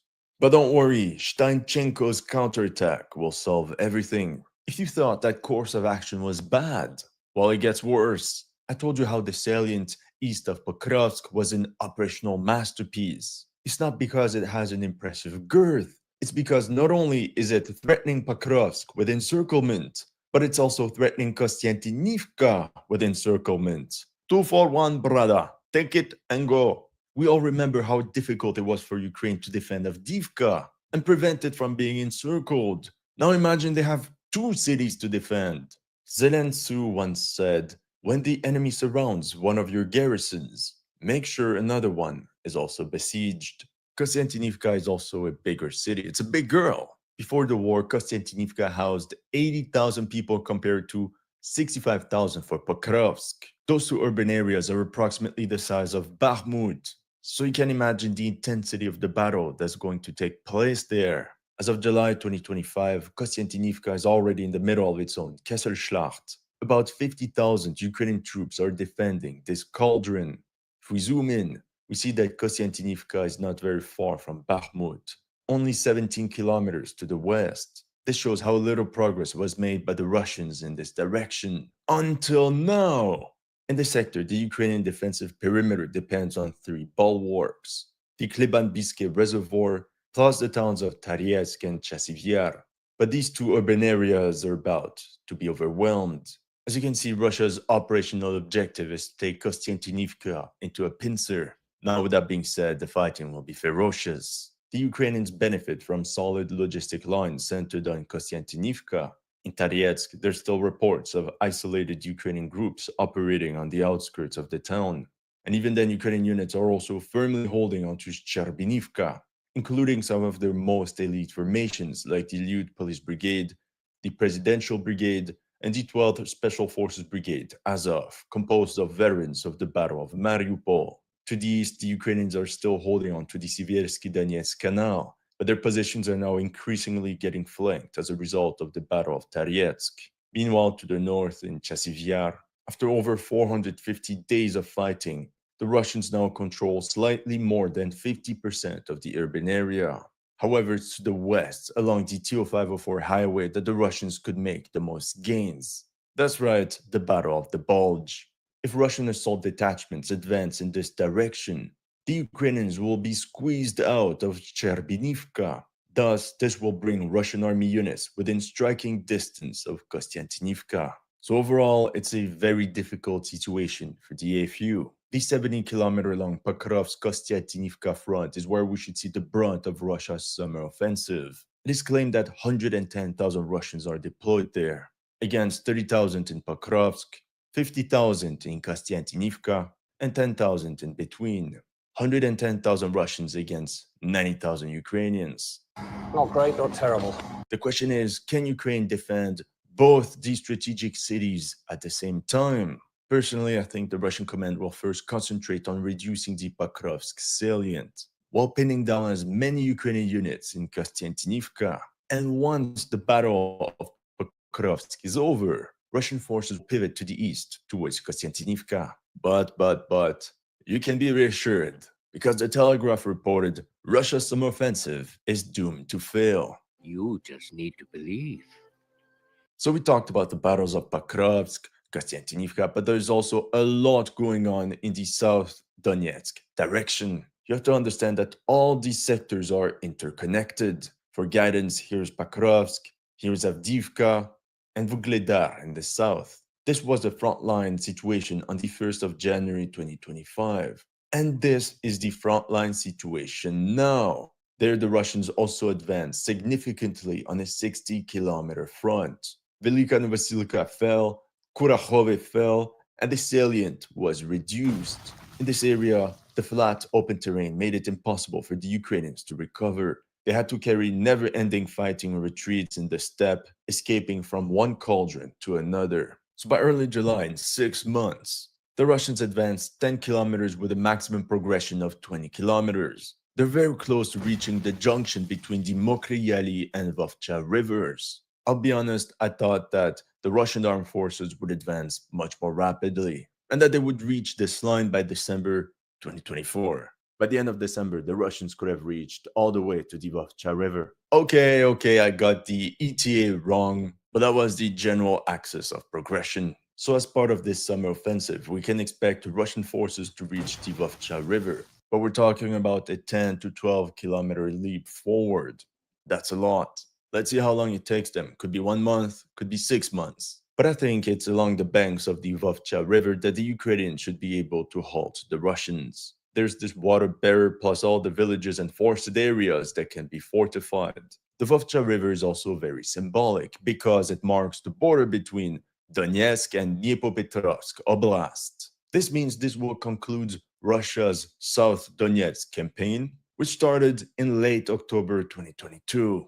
And it will bring Russian forces into a new oblast, Dnipropetrovsk. A region that has never been touched by the Russian army is about to be invaded. Actually, we talked about it in one of my previous videos. This is where Putin unlocked a side quest for his generals. The amazing race to the border of Dnipropetrovsk Oblast. Which team would get there first? Group Novotroitsky, 11.5 kilometers away, or Group Pushkine, 17 kilometers away. And for your information, it's the Pushkine grouping that won the race. Who knows, maybe they even got some financial bonus for their feat of arms. So Russia's summer offensive will consist in a sequence of operations along a 120-kilometer front, stretching from Chasiv Yar all the way to Velika Novosilka.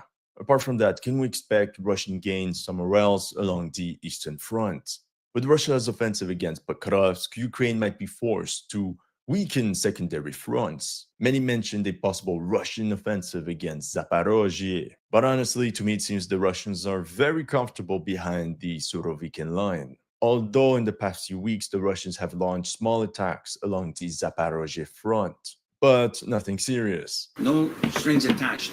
I see shaping operations for a potential future offensive, but this can only start once the South Donetsk Oblast is fully conquered.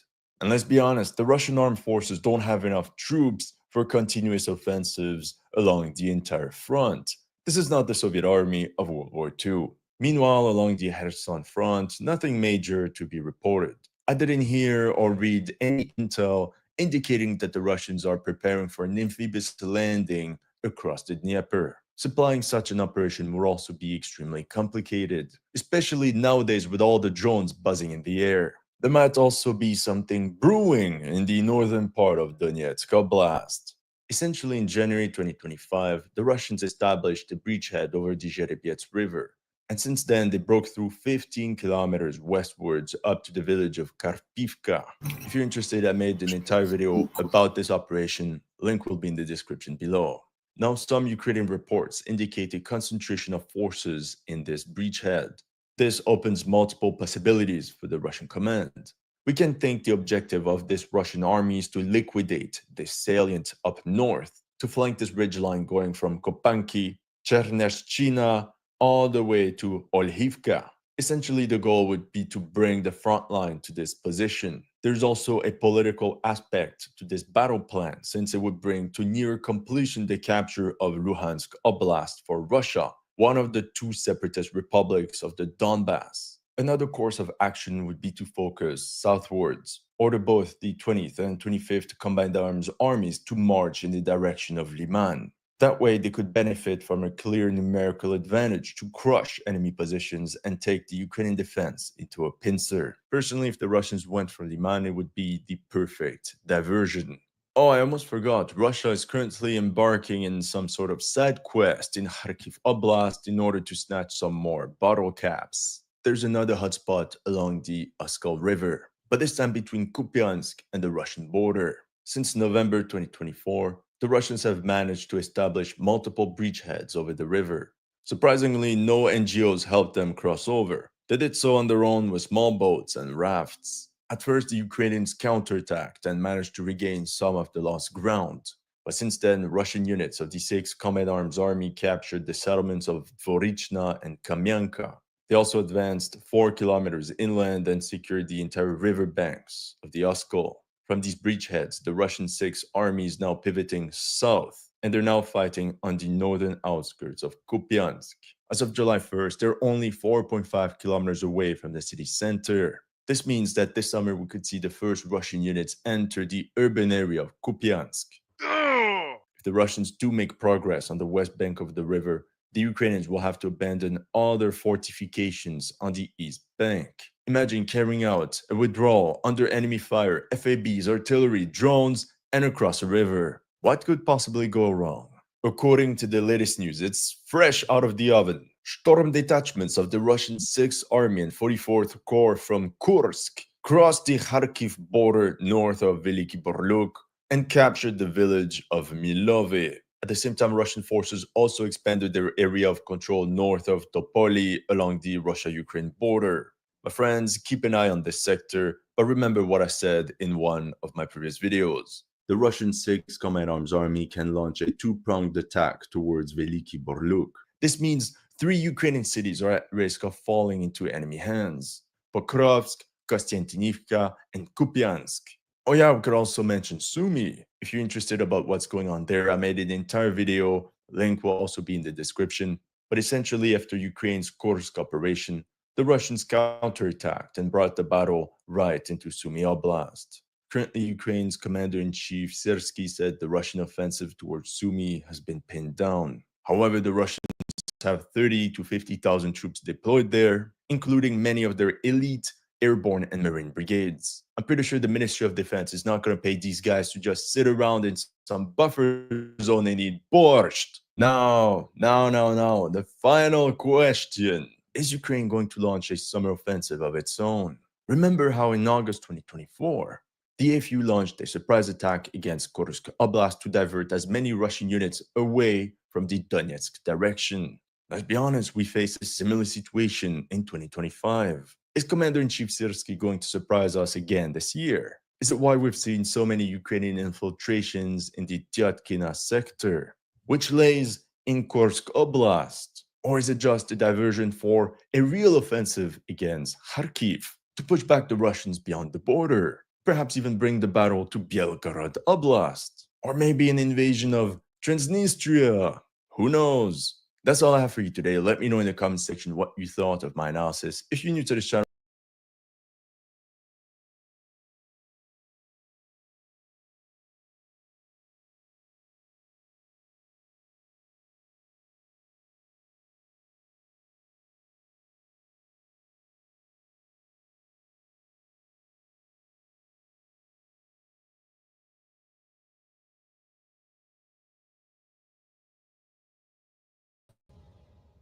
Hi, everyone. Judge of the Trump announcement of a cutback in the delivery of certain artillery shells and missiles.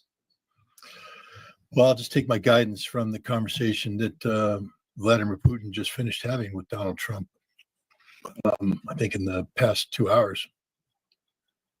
Russia will not deviate one iota from its goals and objectives when it comes to solving the root causes of this conflict. And Russia has articulated this quite clearly to the United States, what these are, inclusive of Russia's territorial demands, inclusive of Russia seeking a massive reduction in the Ukrainian army, a change in the Ukrainian government, no NATO membership. Basically, Russia's not yielding on any of these fundamental points. And based upon the readout, Trump didn't push back. So when you combine what is a clear statement of political will on the part of the Russians with battlefield reality, which has the Russians continuing to advance across the entire line of contact, continuing to pound Ukrainian industrial infrastructure, military sites at will. And now the news that the United States is not going to be providing Ukraine with critical ammunitions, some of the most critical, the Patriot air defense missiles being first and foremost. This is a desperate need on the part of Ukraine for these missiles. And without a continuous resupply, Ukraine's stockpiles will reach zero very soon. And then they're literally defenseless with no opportunity to defend themselves. The Patriot is the only system that can shoot down, not all the time, but it's capable of engaging and downing certain categories of Russian ballistic missiles. You eliminate the Patriot, and these missiles will hit any target they want, anytime they want. And that would be devastating for the Ukrainians, but also artillery munitions, HIMARS, the particular kind of the special kit to the ballistic, to the rocket launchers. These are being denied. Why? Because the United States has basically taken its own stockpiles down to dangerously low levels, zero in some cases, making the United States incapable of fighting and sustaining a winning war against a peer level opponent like China in the Pacific. And this is fatal to Ukraine. This will be, Ukraine's already a hospice patient, but hospice can go on for a long time. I think the denial of these munitions to Ukraine puts the hospice patient in the bed on life support. And it's just a question of when the plug is going to be pulled. Larry, you did some terrific research on exactly what was being held back. Is this symbolic, substantive, or because we really are running low of our own supplies? Oh no, we're running low. What the special military operation has exposed is that the United States is no longer capable of ramping up production to engage in an industrial modern war. You know, think about what you just said. That is monumental, Larry. Yeah. Well, you know, I used the statistic before, but it's noteworthy. Right now, we can build an F-35 in 18 to 24 months. Okay, and it costs. I think it works out to be like $200 million for that. Well, you know, go back 80 years. In 1944, we were building B-24 Liberator bombers. We could assemble it in 63 minutes, build and have the plane ready to fly in 18 hours. So we've gone from that to these very technologically sophisticated, highly complex, dependent upon rare earth minerals coming out of China, and spending literally hundreds of millions and billions of dollars on stuff that breaks and gets destroyed in war. So what we discovered is, like with the Patriot missiles, Lockheed Martin produces 550 of those a year. But then we got out in the battlefield conditions and found out, God, Russia's just fired off 50 ballistic missiles, Iskanders. And so Ukraine's going to have to fire at least 2 Patriot missiles, or maybe 3 for each one of those Iskanders. So let's see, 3 times 50. Yeah, that's 150. See, we're not real good at math. That's the problem. Scott, what do you think Trump thought he was going to accomplish talking to Putin? Does he really think he can talk Putin into some kind of a standstill when Putin's goals have been clear, consistent, systematic, and unchanging since before this started, going back to the agreement in Istanbul? You know, we don't. I haven't seen a readout from the White House yet. I've seen Peshkov's readout, and I've seen Ushakov's readout to Peskov, the press secretary, and Ushakov, the foreign policy advisor to Putin. I don't think Trump, according to this readout, Trump wasn't pressing Putin for anything. Putin made a clear statement. It seems that the focus of this effort was a re-engagement. If you remember, the Trump administration halted the ongoing negotiations that were taking place. And they did it because I think Trump was frustrated with Putin. You remember he was talking about how he had a Putin problem and how he may have to show Putin and sanction Putin and, you know, talking tough. And I think Putin just went, so what? And I think Trump's at the point now where he realizes that that's just not sound. That's not a sound approach. And so what appears to be happening is that Trump reached out to talk. And let's look at what they talked about. First, they spent a lot of time talking about Iran and the Middle East.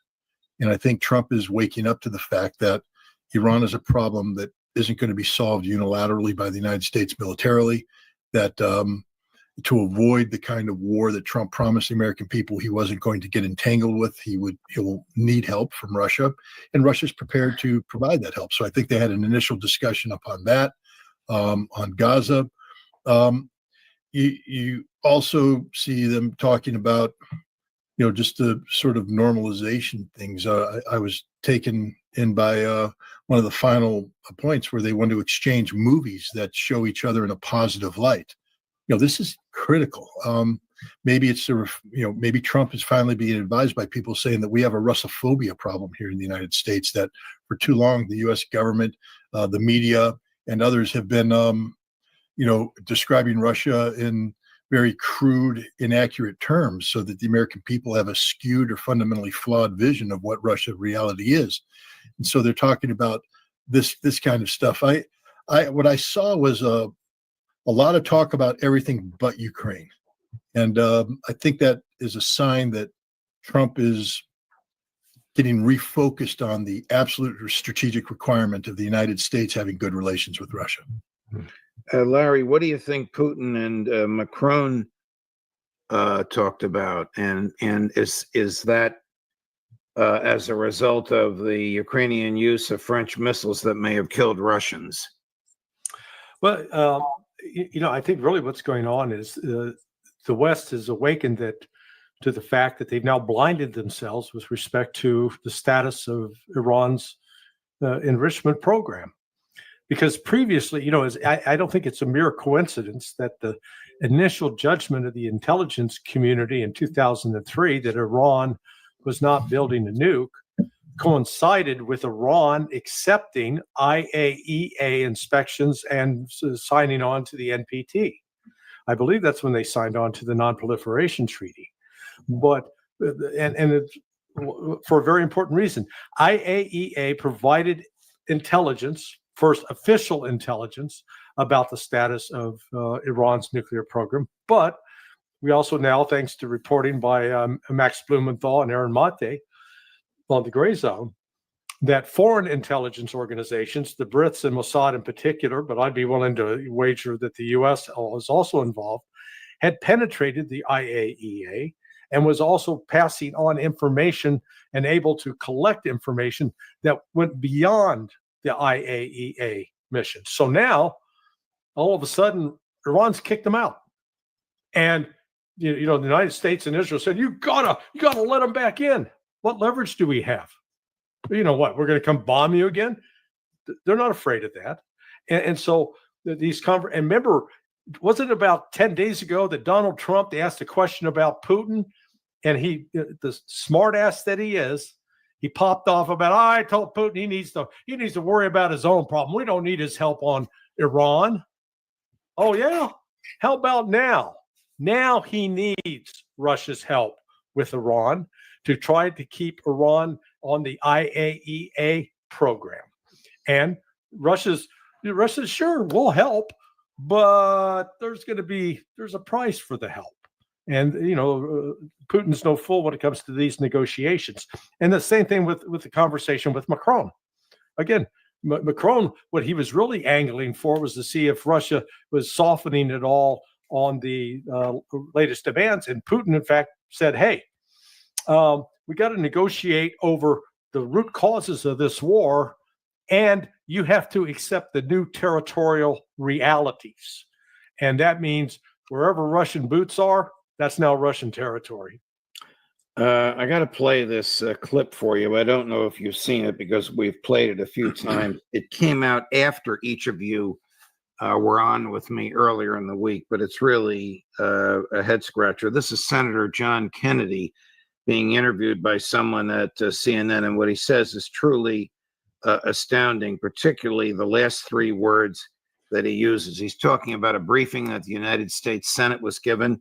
You'll note the conspicuous absence of the person who by law is supposed to be the chief briefer. She's not there.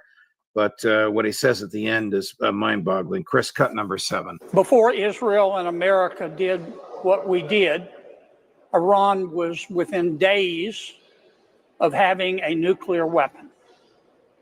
Now within days. Within days. That's now, what they told you in this briefing? Within days.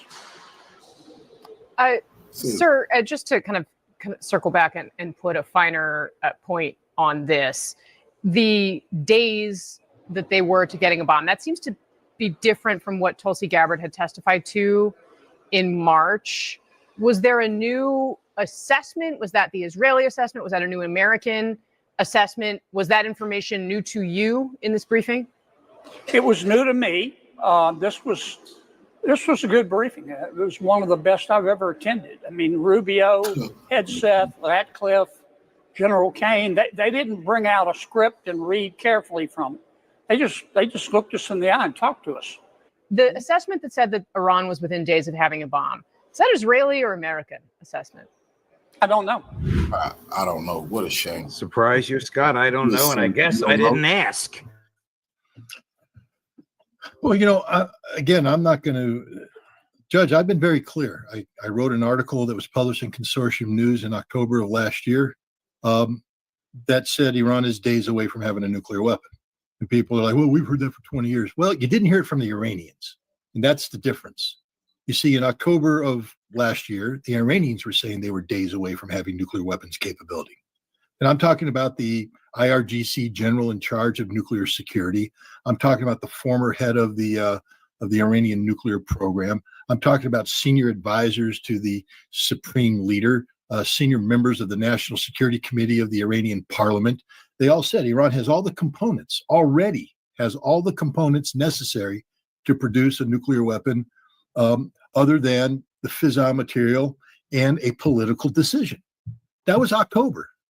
And I said at the time, this is a very dangerous posture for Iran to take, because what it does is it feeds the paranoia of people in the Trump administration, people in Israel, that it allows them to justify an attack on Iran. And again, Iran doubled down on stupid in my book by making even additional claims in January. It got to the point, Professor Morandi, who I respect dearly, had to acknowledge upon questioning when I was in a debate with him. He said, yes, we have positioned ourselves to be a nuclear weapons threshold state. Boom, end of story. Once you're a threshold state, you might as well be a nuclear state. And it doesn't take much convincing, even to brain dead idiot like Senator Kennedy to suddenly realize. And it doesn't have to be an Israeli assessment. I believe it was an American assessment. I believe it was Tulsi Gabbard's assessment. If you read the totality of her statement, she said that we have no evidence that Iran has made the decision to make a nuclear bomb. That's true. We have no evidence that the supreme leader has reversed his fatwa. That's true. But later on, she said, we are concerned about the 60% enriched uranium because you're just one enrichment cycle away from weapons grade. We're concerned about the uranium, the ability to convert the uranium hexafluoride at 92% into uranium metal. We're concerned about that. We're concerned about other things. This is all true. You didn't have to work hard to find a justification to bomb Iran, and you didn't need the Israeli intelligence.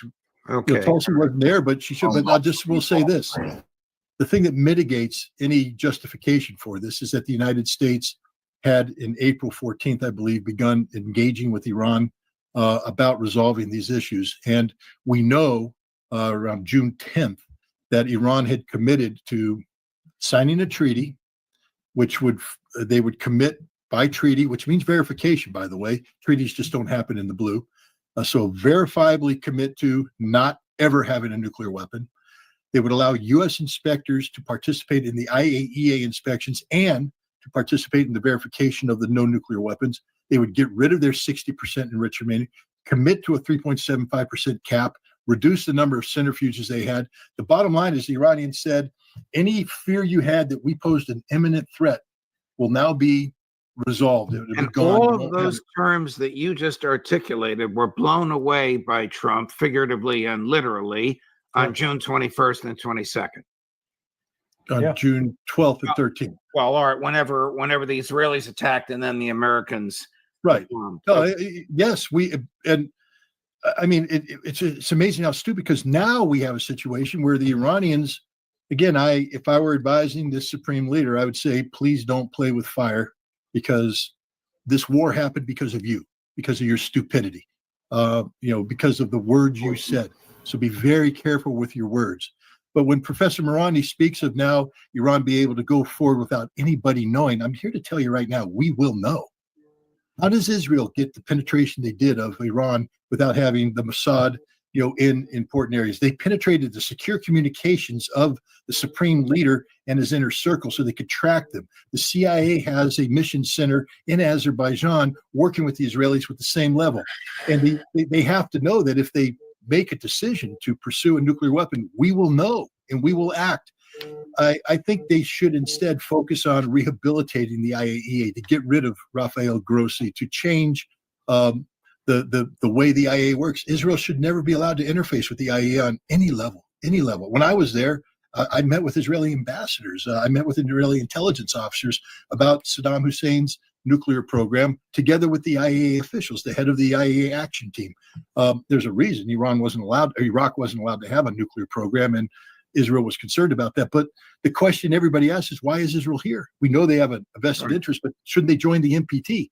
This is where I think Iran should put its focus on rehabilitation, getting safeguards where they are, and getting back on the track of 3.75% enrichment, no threat of a nuclear weapon. But, Iran was attacked. They have every right to be upset with the way things are going.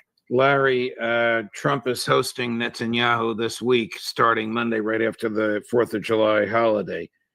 Do you think he understands that Netanyahu will never be satisfied until Iran is reduced to a Libya or a Syria? Yeah, no, and I think Trump, frankly, is complicit with it. He knew that this attack on the 13th was going to take place, which is why, when it looked like it had succeeded in decapitating the Iranian regime, he was out all smiles. I knew everything. I knew the exact time. I knew it all. He was very insistent on that. But when it turned out it didn't decapitate and deactivate the Iranian government, when the Iranian government started retaliating and its missiles were shredding Israeli air defense, remember, Trump then did a turnabout. He became Sergeant Schultz from Hogan's Heroes. He knew nothing. I didn't know anything about this. This is all a mystery to me. And the fact that he allowed it to go on 2 days before they were supposed to meet, U.S. and Iran was supposed to meet again and negotiating the agreement that Scott was describing. So, this is not about the nukes, I maintain. This is about regime change. Because if the concern was about an Islamic country having a nuke, well, you ever heard of Pakistan? And in fact, when it comes to terrorist attacks out of Pakistan compared to Iran, Iran is not the number one sponsor of terrorism in the world. You can make a case that Pakistan is. Gee, who were they hosting up in a one city in Pakistan? Oh, that would be Osama bin Laden. And this recent terrorist attack into Kashmir, where did that group come from? Pakistan. So terrorism, Islamic country with a nuke, that's not what this is all about. This is about taking out Iran. And Israel conveniently forgets that from 1980 through 1986, Israel was selling weapons to Iran to help Iran fight against Iraq. There's a little bit of history that people like to ignore. Scotty, what do you think Netanyahu is going to try and get from Trump next week? Well, first of all, you have to understand that every time Netanyahu visits the United States, there's a domestic political agenda for him to wrap himself, to be cloaked in the flag of America, which implies the support of America. Netanyahu postures himself inside Israel as the only person capable of guaranteeing American support. I mean, to be able to say, hey, because of me, I got 7 B-2 bombers to fly over Iran and drop bunker busters on their facilities. That's a big win for Netanyahu. So he wants to maintain the image of the closeness between himself and Trump. I also think that Netanyahu, we don't know what damage Iran did, but speculation informs speculation, and I happen to agree with this. Iran did a lot of damage to Israel, and that Israel is scared. And so I think Netanyahu is going to be looking for strategies to manage this. How do you continue to maintain pressure on Iran without having to cross the line of departure again? Because, I mean, it's an amazing statement that came out today from the IRGC. I don't know if you saw it. He said that none of the missile cities that Iran had built, where they store the best of the best missiles they have, he said none of those were activated. We used our old missiles, our old stores. We didn't use any of the new good stuff. He said so. Let me just stop you for a second, Chris. Can you put up Larry's map showing all the places in Iraq? Now look at that. Yeah, I mean, and now you're telling us that damage was done using the old stuff, Scott. Using the old stuff and against a fully functional ballistic missile defense system. I mean, people can talk about all they want about the exhaustion of missiles, et cetera. Israel never exhausted their missiles. Had this war go on, they would have. But my point in saying this is that it wasn't that the missile defense system broke down through a lack of available interceptors. It was that the Iranian missiles overwhelmed the system, and later on, as they fired the more advanced versions, and remember, the most advanced versions they fired appeared to be old Shahab 3 liquid-fueled missiles with modern separating warheads. I think the Imad and the Ghadr H are two with cluster All right, warheads. so what does that mean for those of us unschooled in the technical understanding of missiles? Well, if we're talking about a hypersonic missile, you're looking at a missile that's going to not only take off at high speed. See, a ballistic missile does a ballistic trajectory. A hypersonic missile is capable of high-speed flight, so it's going to deviate off course. It's going to maneuver. Generally speaking, you can do that with liquid fuel, but the best one to use is with solid fuel. And the Iranians have solid fuel missiles that do this. But a ballistic missile that goes on a ballistic trajectory and then has a separating warhead. So the warhead separates, the booster falls off. Actually, the booster keeps flying and absorbs interceptor hits. All those interceptor hits you see blown up in the sky, those are separated boosters being hit because the radars can't differentiate between the small target and the big target. Nobody talks about that. But the warhead comes in, and now the warhead can maneuver. It's got various sensors in it that are looking for their targets. The warhead itself, as it maneuvers, also has its own capability to maneuver and then hyper accelerate down. So it has a propulsion package on the back of it. But a warhead can also separate and then split into submunitions. If you remember, the Oreshnik missile that Russia fired against Ukraine was a missile that came in, separated the booster, came in, opened up, and it had 6 warheads, each one of which had 6 submunitions. So you saw 6 separate strikes with 6 submunitions hitting down each one. Iran has the same thing. I think the Ihad or the Imad missile is that kind. The Ghadr has the same things. Cluster munitions. They also deploy decoys. So you'll see the warhead come in. What's interesting is it separates and slows down. So there's a braking mechanism that pops open, slows it down. It deploys decoys, and then the decoys go out, and you see all the interceptors go out for the decoys because the decoys are superheated, etc., and they're moving on the trajectory that was predicted. That warhead pops the fins, holds up, decoys go forward, absorb, and then you see the warhead go in, bam. This is the old stuff. We're talking, these are warheads that are like 6-10 years old. The good stuff is still in the missile, the missile, the hypersonic missiles, the maneuvering, the extraordinarily accurate systems. Iran hasn't used them. They may have used 1 or 2. There's talk about they came in with a Fatah just to prove a point, Fatah being the hypersonic, but I think it was the Fatah 1, not the Fatah 2. So Iran hasn't even used its good stuff yet. Larry, did the Iranians damage the Israeli defense industry, its domestic defense industry? Oh yeah. No, they that's why Israel was begging the United States to put this to an end.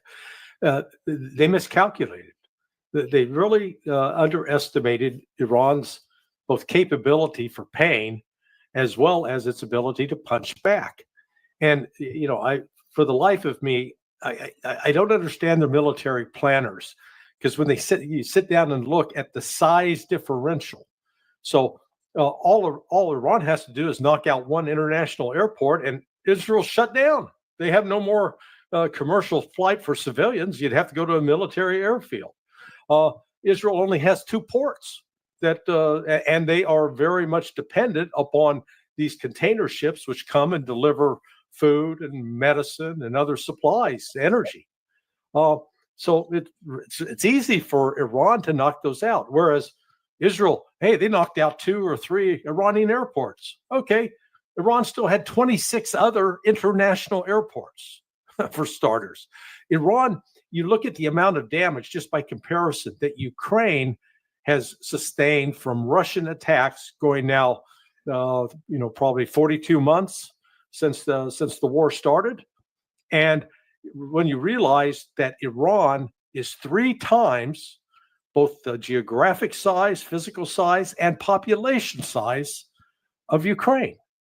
So, man, Israel could, keep pouring it on, guys. They can cause a lot of damage, but Iran, by virtue of its size, can absorb a lot of damage, whereas Israel, by virtue of its small size, cannot.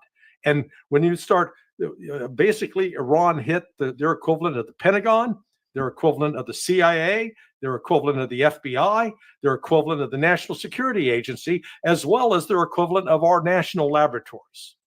So, yeah, Iran inflicted some serious damage on Israel. What is Netanyahu going to ask Trump for, Scott, that he doesn't already, that we haven't already given them? Well, there's this whole rumor about B-2s being given to Israel. I find that treasonous and joking. It's the most advanced piece of equipment the U.S. military on active duty. I know we have, follow-on systems, but highly classified. I mean, extraordinarily classified. And to turn this over to the Israelis, who have a history of selling our technology and our intelligence to China and Russia. I point people to the Lavi fighter program back in the 1980s, F-16 technology, test bed. We didn't, we said this is F-16 technology. We don't want to share it with anybody. The next thing you know, a Lavi is in China at a research and development facility being reverse engineered by the Chinese because the Israelis gave it to them in favor for, favors from the Chinese.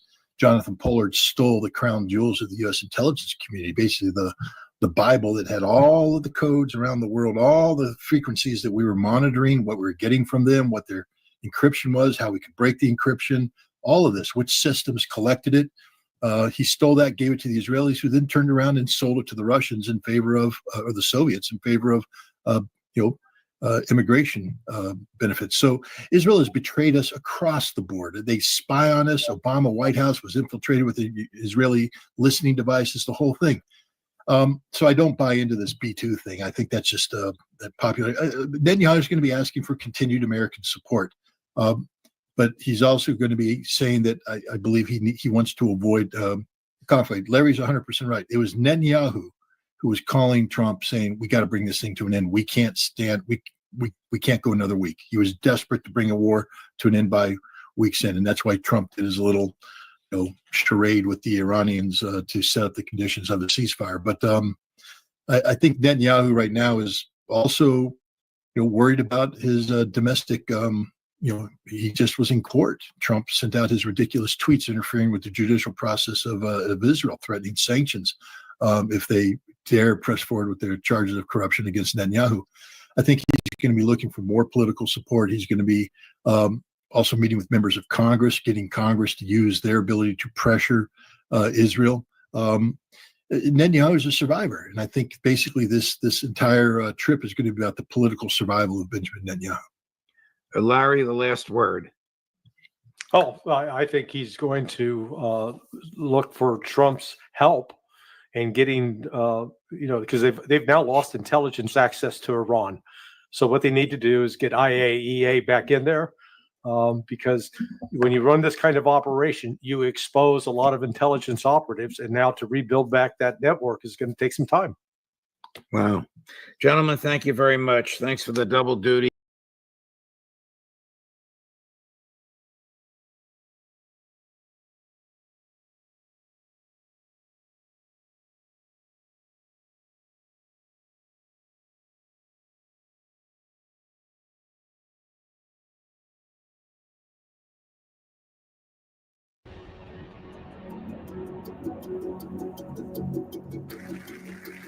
A blistering accusation has emerged from within Ukraine's own legislature, with Verkhovna Rada Deputy Artem Dmytruk declaring that President Volodymyr Zelensky is orchestrating what he calls a genocide.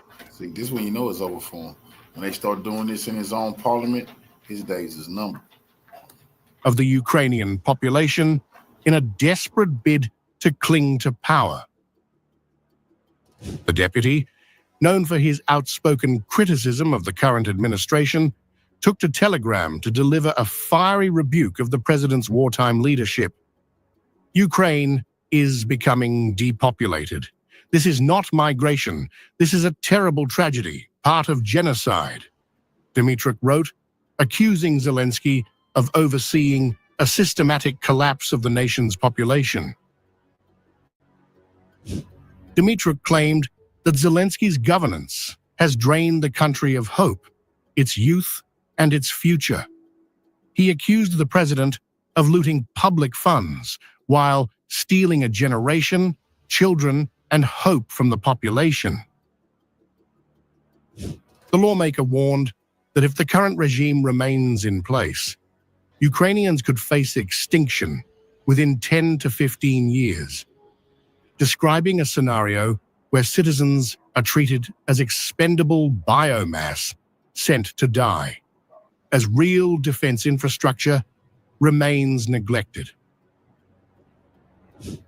Supporting his claims with external reporting, Dmytryk shared a link to a Ukrainian Telegram channel quoting journalist Yuri Butusov, who revealed that Ukraine spent 30 to 35 billion hryvnias on unnecessary and ineffective fortifications, blaming the waste on a lack of construction oversight and accountability. Zelensky stole at least $1 billion just on fortifications, Dmytryk charged. But why would he need real defenses when he has free biomass that can be endlessly sent to the slaughter? These explosive remarks echo those made earlier this year by fellow Rada deputy Alexander Dubinsky, who also accused Zelensky of committing genocide against his own people. With Ukraine battered by war, economic strain, and internal dissent, the accusations now erupting from its own parliamentarians raise a darker, more damning question. Is the enemy within?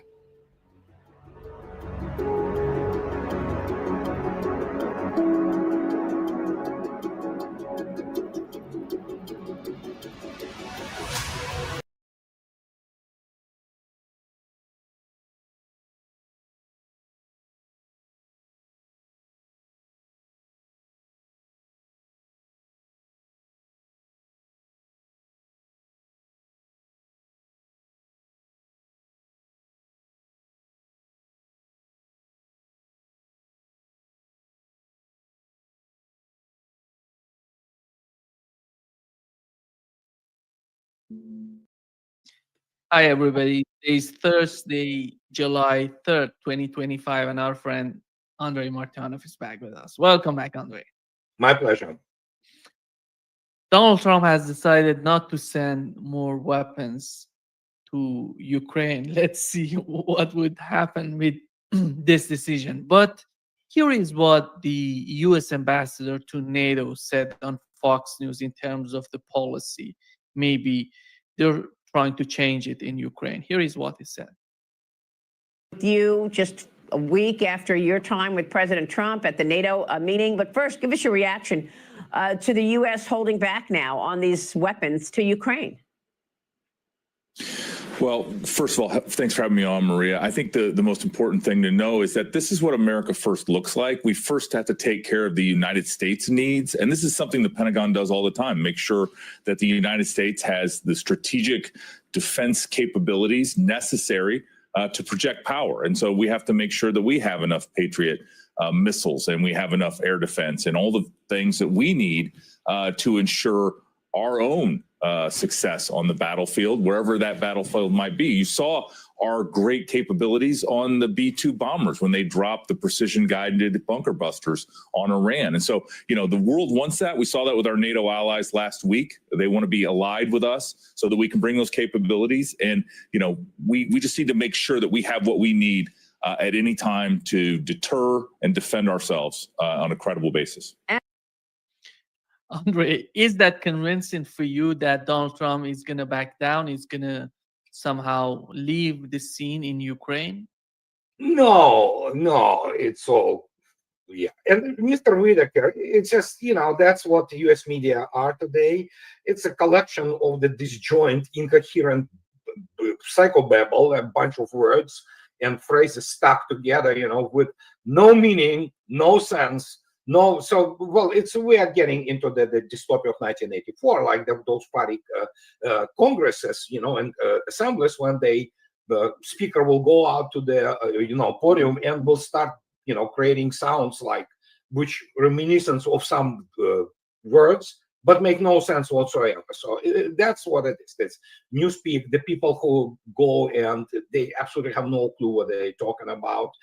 And no, United States will continue to do as much as possible, trying to shift their burden, if you wish, on Europe. But the problem is that In some sense, Whitaker is correct, but that was warned by, including by yours truly, even during Biden administration, that essentially United States and NATO as a whole is on the verge of getting below the what is called untouchable levels of their stores on the ammunition, smart weapons, and the number of the especially smart weapons, high precision weaponry and long range fires, which combined NATO produces, is pathetic. Russia outproduces it not just by several times, but the order of magnitude.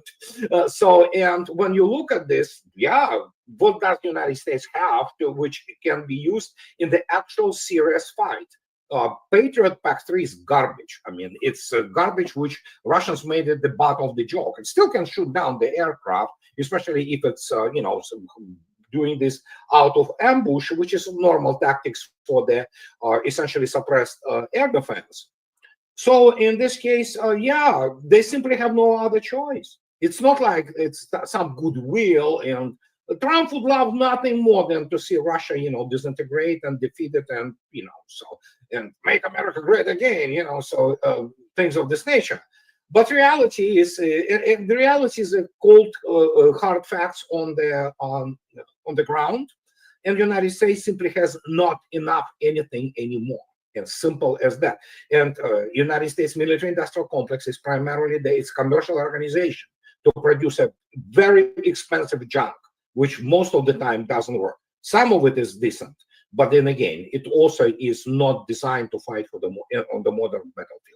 And suddenly they have this not only technological or industrial impotence, they have their doctrinal impotence. America's doctrine, as I already stated in Table of Organization and Equipment, TOE, are stuck in 1990s. They decided that they can do it with the arsenal of 1990. They can fight the war in 2025. Boy, they were wrong. And so as a result, we see that, and he has no other option. It's not like he wants to. If he wanted to stop the war, he would have done it, almost half a year ago, okay? But he was continuing until they literally ran out of gas, and that's what it is. Do you understand that it seems something going on the part of the West, Andre, when Emmanuel Macron calls Putin to talk with him? Something happening. They know that they're not going to be able to continue this war against Russia in Ukraine, but the way that they want to put an end to the conflict or reaching some sort of settlement, do you think they're going to be more logical? They're going to be more rational than before? They are taking from fear, quaking in their boots. Europe literally, soils its pants, which is good. Russians are enjoying this, watching this. Point is, it's not a secret, which was stated by Mr. Fico, it was stated by Mr. Orban, it was stated by Mr. Vucic, that actually the European leaders were trying to contact Vladimir Putin well before that. And actually, Macron called several times. Nobody answered, essentially. The only reason Putin took the call is because, obviously, he reiterated again, as he did today with Trump. He stated to Trump again today, all aims of special military operation will be achieved. There will be no ceasefires. There will be none. So we know what Russians are doing there.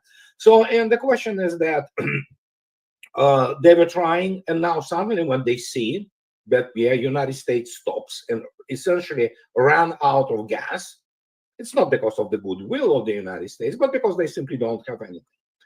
And they are very scared. Plus, for Macron, obviously, the Europeans, they don't have any, they really don't have any resources. I mean, they have some coal, they have some ores and things of this nature. They don't have energy, really. And Macron, though he's a teller boy, bank teller boy, even he understands that what happens if they really piss off Iran, okay? Because they were shocked by the response of Iran at Israel.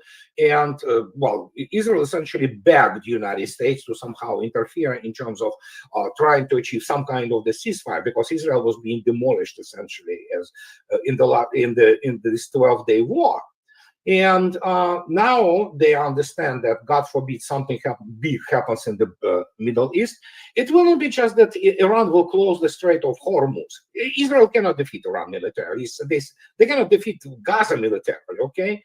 So, and even if United States gets in, then it's over for the Middle East. And guess what? Iran will attack not only they will wipe out the basically Israel of the face of the earth. They will actually destroy the oil production facilities in Saudi Arabia and elsewhere in the Middle East.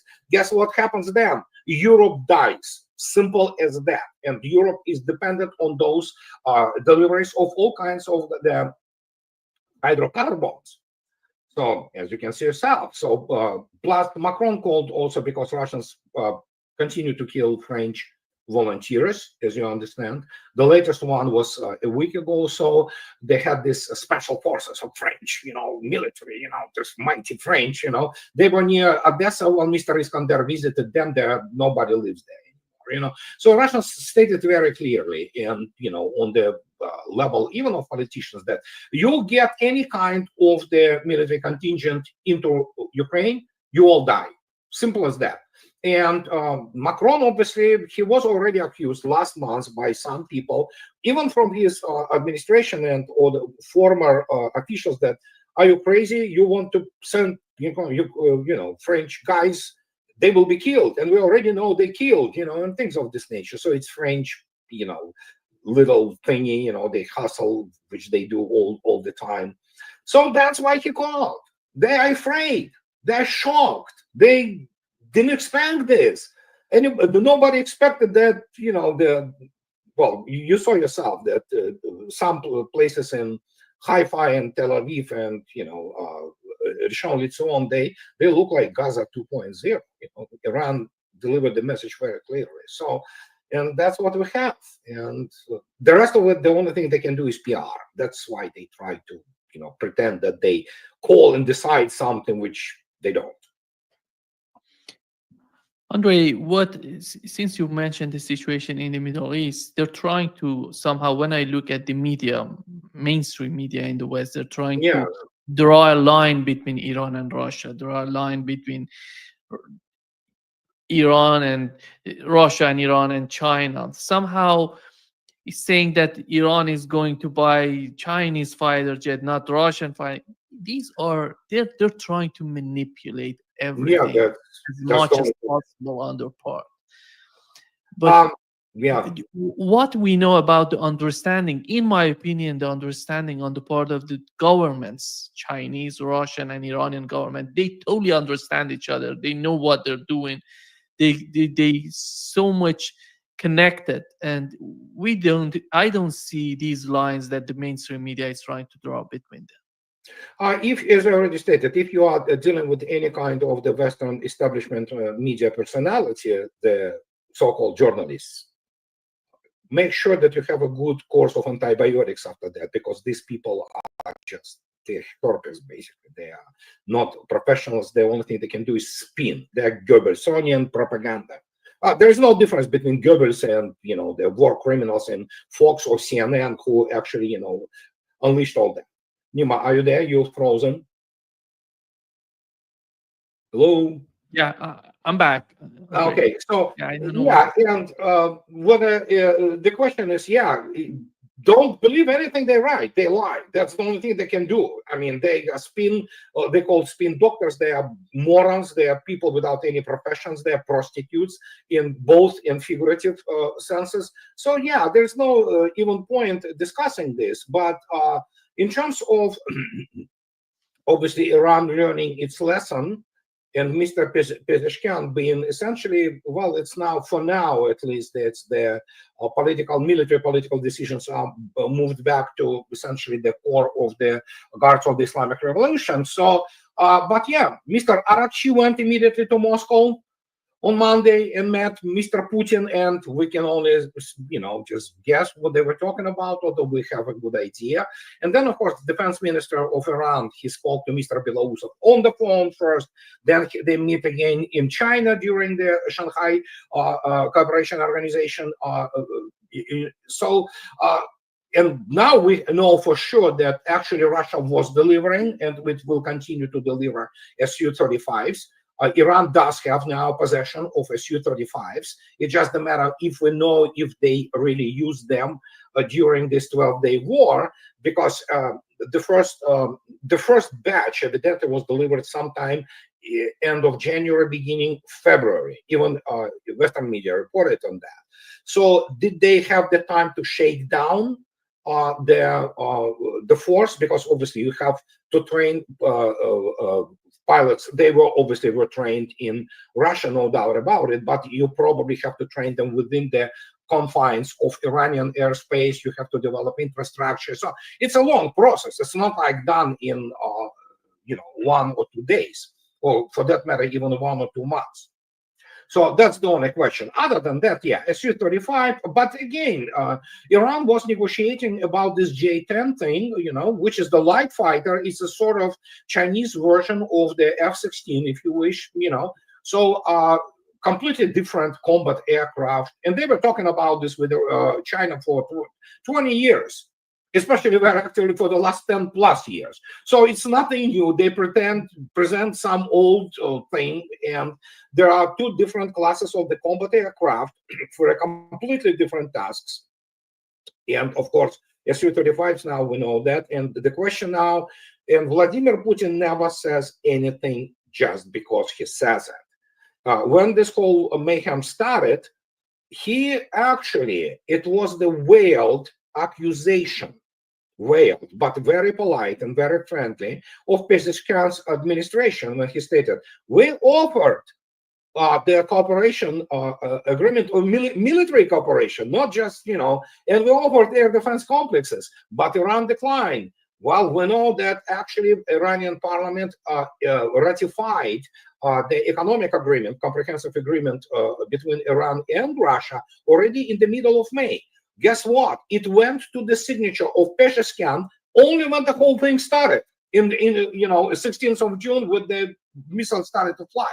Well, why it was being held back for a month? We know the answer now. We know this answer. Pezeshkian was trying to cure favor with the combined West, believing that West, we have this, urban intellectual, if you wish, class in Tehran and also other big cities of Iran who want to see themselves part of the West. They are obviously delusional, but this is what Pezeshkian did. And this valuable time when Russians could have come in and already basically provided the much needed air defense was lost. But obviously it's over. And now Moscow and Tehran are in much closer coordination. Same goes with, obviously, with Beijing. And that's pretty much how this whole thing changed the outlook. But yeah, I mean, it's a lesson to those morons in Tehran who still believe that somehow combined West wants Iran back in their fold and that they will return the money and then lift the sanctions. It's all crap. So, and now they better start living in their reality and indeed continue to develop there, which is absolutely critical, not only economic development, which is very important, obviously, but also the defense cooperation, especially with Russia. I think for those countries like Iran that you've mentioned, these people who are part of the administration who believe that they can achieve something with the West without being powerful, without being strong. Because what we've seen with the case of Ukraine, Russia showed that if you want to deal with the West, you have to be strong, you have to respond. Yeah. With the case of China, Andre, as well, with the tariff war, China just went against the United States to make them understand their position and their might, their power to go against the United States. But it doesn't seem, I don't know what is this sort of mindset in Iran and why they're doing this. Because after all, it's typical. It's typical, urbanized, so-called intellectual class who doesn't hold any real jobs. They are all people from creative sphere, all those directors, writers, philosophy doctors, obviously university professors, who think that they know the world outside. They don't, obviously. Only people with the military intel, serious, analytical apparatus know this.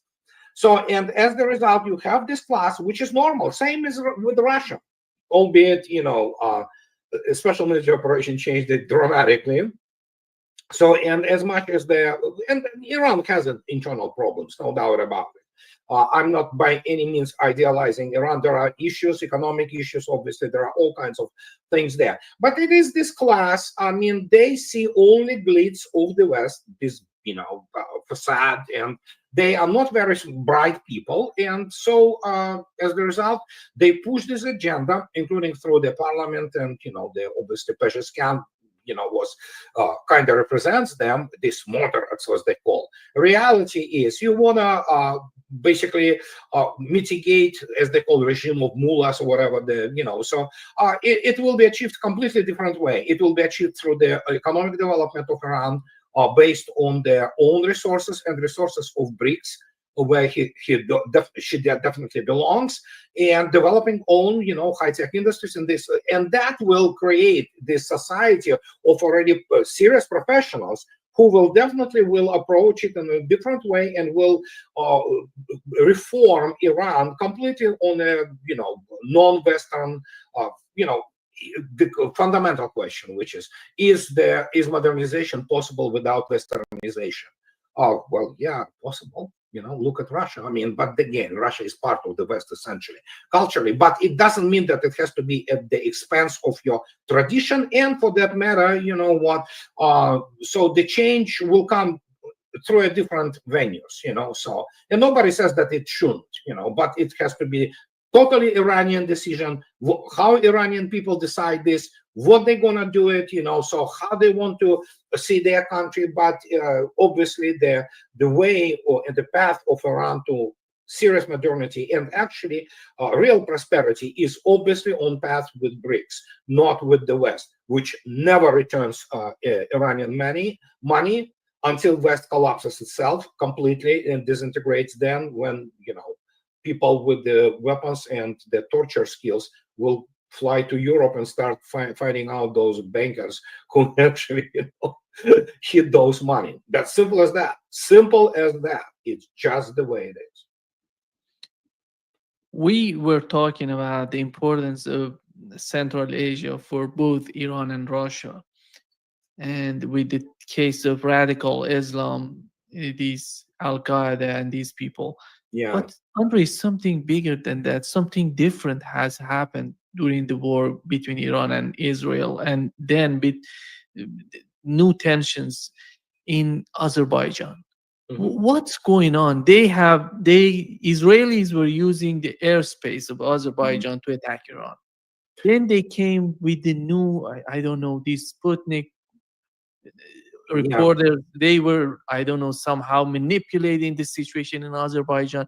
It's all, they're making things up. They're trying to do something. They're trying to manipulate Azerbaijan against this situation in that region. Do you understand what's going on with Azerbaijan? It seems that it's going to be a great concern for both countries. Well, Mr. Aliyev, obviously, he has his own political dynamics, and there is a strong nationalist and pro-Turkic sentiment. It's not only Israel, it's Turkey itself. And Mr. Erdogan is still obsessed with this idiotic idea about Great Turan, like Turkic people, well, yeah, he tries, but the point is Turkey doesn't have resources to really implement anything like this, but it certainly can stir the pot, so no doubt about it. It doesn't mean that when you stir in the pot, you get anything, positive out of it. Look at the Great Britain, United Kingdom, or United States. They stirred the pot, they got humiliated, and they look now, and they are now the laughing stock of the world. But the point is, obviously, many people die, and problems are created, which, of course, how to say it, they think that they can they never controlled them. Again, they're not very bright people in Washington and London and Ankara, for that matter. There's a lot of bloviation and chest thumping. But yes, former ambassador of Iran to Azerbaijan gave interview recently to Pars Russian TV. Pars TV has a Russian segment. It's fascinating. He said, we already warned Azerbaijan that its airspace was used by all kinds of nasty people, and obviously say, oh yeah, we know, we kind of deal with this. I don't think they dealt with it. And the issue here is now, what was the game? Well, guess what? Now everybody knows the game, that even Pezeshkian called Aliyev, evidently, and told him, you better stop this, because obviously the drones, which some of them were shut down by Iranian air defense, they were flying from Azerbaijan territory. And so goes probably for, those things flying at Russian territory too. So, as you understand, Russians know it. And again, when they started to deal with diaspora, well, I will drop some things which people have to understand. And this is not some kind of malice in this word. It's just stating with a cold, hard fact. Any diaspora is always a euphemism, at least partially, for the organized crime group. Unlike, for example, the Russian Union of Azerbaijanis, these are Russian citizens of Azerbaijani descent. They are law-abiding. They love their, motherland and things like that. So this diaspora, yeah, it was very much involved into all kinds of the nasty activities. And fact is, what is the funniest thing? I don't know why Azerbaijan reacted to the Safarov brothers, and all of them are actually Russian citizens. So they have to decide. Russians are not dealing, in particular, specifically, focusing on Azerbaijanis, although many of them from diaspora, they are involved in all kinds of nasty activities. But yes, I mean, they were Russian citizens. They were caught because of the, killings, murders, assassinations they ordered and perpetrated, especially during this horrendous time of 1990s. And so if Azerbaijan wants to react like this, well, it's Azerbaijan's choice. Obviously, they are being manipulated, especially not very bright nationalist element, into their creating some kind of detention on Russian border. Well, Russians have the ways to create for Azerbaijan horrendous problems. And now, obviously, Azerbaijan also have issues with Iran, and Iranians were pretty much, straightforward, like, you stop this, just that's how usually Iran does it. So, well, what can I say? Now that they took care of Nagorno-Karabakh, they think that they can discard Russia. But obviously, there is another factor. Attacks of Russian airspace forces on especially facilities, the oil processing facilities in Ukraine. Guess what? Much of this oil there is from Azerbaijan. It was refineries, and Russians hit those refineries. Not because they want to do something against Azerbaijan. They just killed generally, former Ukrainian economy. But it just happens so that much of this oil goes from Azerbaijan, and obviously they are not happy. Well, you shouldn't have done this, but they always played those games, and obviously they think that Turkey somehow will support them. But Turkey, for all its import in the region, it's still a regional country. It's not a superpower, and it could be brought to some kind of order if Russians decide to, as they did in 2016 when Turkey shut down the Russian Su-24. You remember what happened? Suddenly, the flow of tourists was completely halted. The Turkey produce, which being shipped to Russia, was also stopped, and Turkey basically surrendered within a couple of weeks. And that's simple as that. And the same can happen to Azerbaijan, especially considering that Azerbaijan has millions of Azerbaijanis living in Russia. Most of those Azerbaijanis, they are normal, decent people. Many of them are Russian patriots, and it's and obviously they provide much needed cash flow back to Azerbaijan proper. And we know there are obviously issues with the northern Azerbaijan and Iran, but that's a whole other can of worms there. So, and well, somebody lost the plot in official Baku. And what can I say? If they want to play the game, it's like, do you want to, being a lightweight, go in the ring with Mike Tyson when it is peak form? I don't think so. So, and we'll see. We'll have to wait and see. Somehow it's so different or it's strange that you see Azerbaijan has refineries in Ukraine and Israelis are in Azerbaijan and nobody knows what they're doing there. Now we know what they do. Yeah. And Ukrainians are training these jihadists in Syria. It's somehow the game is so obvious. The game is so on the surface, and nobody would buy anything from the West, from the way that they're trying to manipulate everything. I think I assume that Russia, Iran, even China, with Uyghurs are in Syria. They have to have some sort of understanding about what's going on and the future conflicts. It doesn't seem, Andre, that they're going to give up with the case of Ukraine may die because they're not capable of the continuation of the conflict, but they may bring something up in other region, in other countries. Yeah, the only thing, if you take a look at West, their military education, military level, thinking or geopolitical thinking or intel organizations, they are not very bright. The only thing they know, they are impotent militarily, they are impotent industrially, essentially, and the only thing they know how to do is what is called indirect strategies. It's a cowardice. It's being covered essentially because they know they cannot fight directly. For example, Russia, they will lose.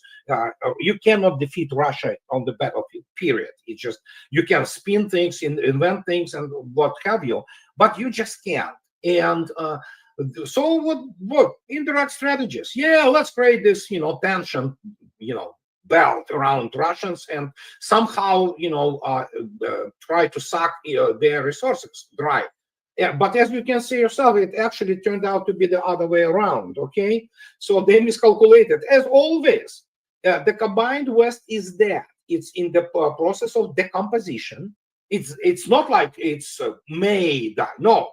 It's a fait accompli. It's dying. It's nothing could be done about it. It's the process of the decomposition. And the only thing which with the West was United States bought for the combined West after the World War II. I'm talking about Europe. Some life, they were supposed to be.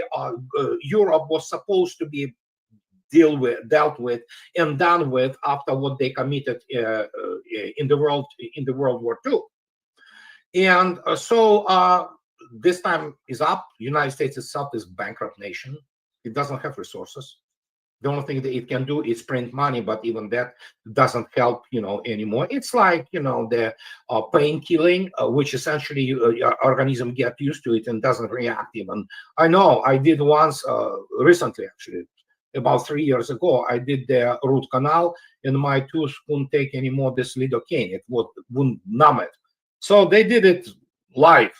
A pleasant procedure, make no mistake. So, and that's the same thing, and no matter what they do. And so they are decomposed, and look at their elites, look at their military. It's joke, okay? Bunch of the cretins, with no education, no culture, no class. And many people are, oh yeah, those elites, they have money. Yeah, you have money, so what can you buy for this money? And you say yourself, money doesn't buy you everything at all. So, and that's the only thing they have, but their real resources are pathetic, honestly, not designed for the 21st century. And when you look at this, across the whole spectrum, so to speak, of the activities, the only thing they can do is this: terrorism, sabotage. This is what MI6 are good at, just killing innocent people, false flags, things of that nature. This will continue. They are cowards and they don't know how to fight. They don't have the ability to fight.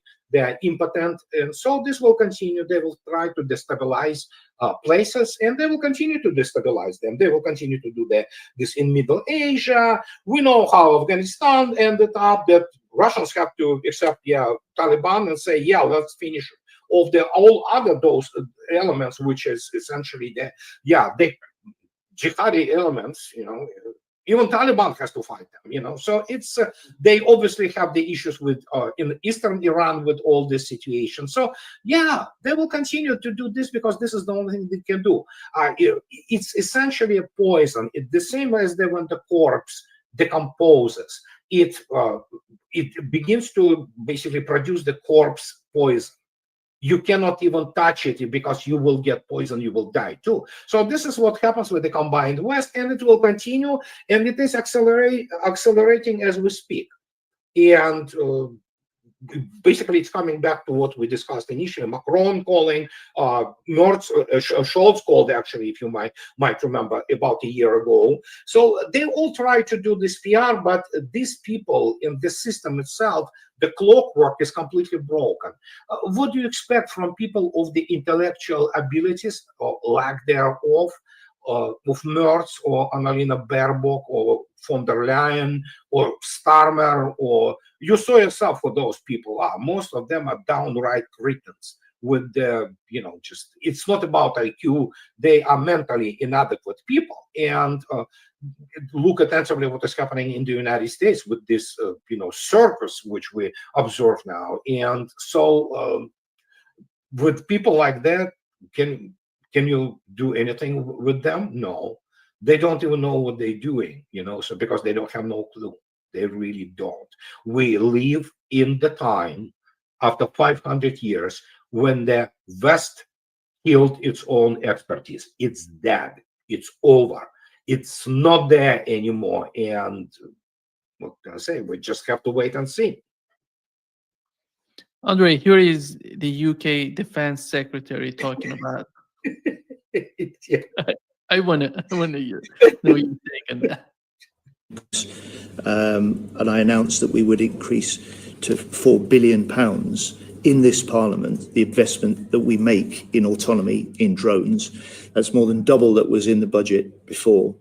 It's largely capital expenditure, and we will learn the lessons from Ukraine in being able to develop not just better and produce more drones for Ukraine, which we will do this year. We will increase by at least tenfold the drones that we supply to Ukraine this year. But what the British government is trying to do, Andre, what is their main goal, in your opinion, at this stage of the conflict? Donald Trump is, as we saw, he's not interested, and he wants to more focus on Israel, I would assume, than Ukraine, because it has some sort of priority for them. The United States simply ran out of resources, and that's the United States. So now you have this Chihuahua. It's not even a serious country anymore. Sadly, it used to be it was empire. Yeah, they did the whole thing. But you have to keep in mind that the reason they're doing this, first, because they are morons. There are not a single serious military leader, and I guess the inbreeding and incestuous relations finally caught up with the British elites. They're just downright cretins. I listen to them sometimes. These people have no clue. They are living in the alternative universe, and the only thing they are driven by is their visceral hatred of Russians. Average British politician, or let alone British media corpus, if they tell me that, oh yeah, tomorrow they're like 100,000 Russian children will be killed, and they will just applaud. Those people have no human anything left in them, and they still pretend that they are British Empire, which they are not. They are third world country. They are sliding in there. That's where they will become, with no real serious technical expertise in anything anymore. They can produce overpriced garbage cars like Rolls-Royce or Bentley. The only thing which Britain has now are obviously the Rolls-Royce engines, which they produce, the last of the kind of, diamond in the British crown. But the rest of it is just dumpster, essentially. And yeah, it's sad that, and I, as already stated, I empathize with British people. I empathize with the average Englishman and English woman. But the point is, they just hate it and they want to pretend that they matter. They don't. They're pipsqueaks. They are nobodies. As I already stated, the only thing they are good at, killing Skripal's cats, killing people, civilians, false flags. And their military is a joke. The British military is a pathetic collection of nobodies. And when you look at it, so these are the people who think that you can prepare the cadre officer in 44 weeks in the so-called vocational school, they call it academy for some reason, in Sandhurst. They're people from King's College or whatever it's just like, you scratch your head. These are not even military professionals. These are morons. And when this guy, what's his name, defense minister says they learn lessons, they not. They do not have the toolkit to learn those lessons. And not to speak about the fact that they, during this Kool-Aid provided to them by Ukrainians, and Ukrainians killed every day at least one division of Russians. They shoot down 150 planes, So they are about to capture Moscow. So So that's the information those cretins get in Sandhurst and King's College and General Staff Academy, or whatever the courses they have for mentally retarded. And so that's what they will learn. You cannot save them. You just can't. It's over. It doesn't matter how you try it. This is completely over. And is it sad? Of course it's sad. I'm a Western man. I am a man, basically who grew up with the Western culture. Russian culture is in many respects Western culture, So in seeing this and something which was dear and close to your heart, culturally especially, seeing to what it degenerated, it's not even circus, It's a sign. Yeah, Andre, we know that one of the main issues that everybody in the administration, in the decision, those people in decision makers in Russia are thinking of is about the cordon sanitaire or the buffer zone. What would that be, and how do they want it to be in terms of the future and whatever comes next, if they can get a Ukrainian settlement, if they can bring some sort of peace to the region. What is the latest understanding on the part of Russians about the cordon sanitaire and the way that they want it to be? It's going to be, and specifically, I want to talk about Odessa and Nikolaev, these two important cities for any sort of settlement. Yeah, nothing changed since I was speaking about for a while now. It's a dual track essentially, or either or. You can by essentially demolishing whatever are left now, the cannon fodder in Ukraine. That means you also emasculated completely, because they're mostly men that are killed there. So essentially, Ukraine will become a barren land. And it's already shell-shocked. The mental state of what's left of Ukraine is horrendous. It's the case for mass psychosis, and it's probably going to be worse than Nazi Germany, because at that time, at least Germans, they had the real culture to fall back on. So they had a great, civilizational importance and things like that. Ukraine is nothing like this. And so it's either once the rest of it is demolished, and we know that it's attrition warfare, it's either starts the political process, which eventually basically fragments Ukraine, which probably is the plan, one of the contingency planning. And then, of course, what comes next, Odessa and Nikolaev it's the same scenario as it was with Zaporozhye and Kherson and things like that. So, and they fall back like fall into Russian hands as the ripe fruit. And there is, of course, the military solution. But then again, it still comes through the demolishing the remnants of the armed forces of Ukraine and making sure that NATO doesn't even pretend that it wants to go in, So, and considering the fact that what Vladimir Putin told Trump today, again, it was the 4th of July, phone call. It wasn't long, for about an hour, and then they spoke to each other in English without interpreters. So Vladimir Putin speaks English. So it's the fact that Russians want to do it politically. I mean, while killing, as he stated, all aims of the special military operation will be achieved. That's what he told Trump today. I quote. So, and what are denazification and demilitarization? That means what? Ukraine will not have armed forces. Ukraine regime of Zelensky will be basically removed. After that, we'll have to wait and see. You know, there are all kinds of things which could be done, including not only militarily, but on the what is called operative level of the intelligence and counterintelligence services, like FSB, like Ministry of the Internal Affairs, you know, who are already deeply involved in denazification, finding out all those, you know, Nazi sympathizers and sympathizers with the Zelensky regime, which is neo-Nazi regime. And we'll see. But no, I think Odessa is coming home. But how it will be done is, yeah, we just only can guess. And there are a number of scenarios which could be done.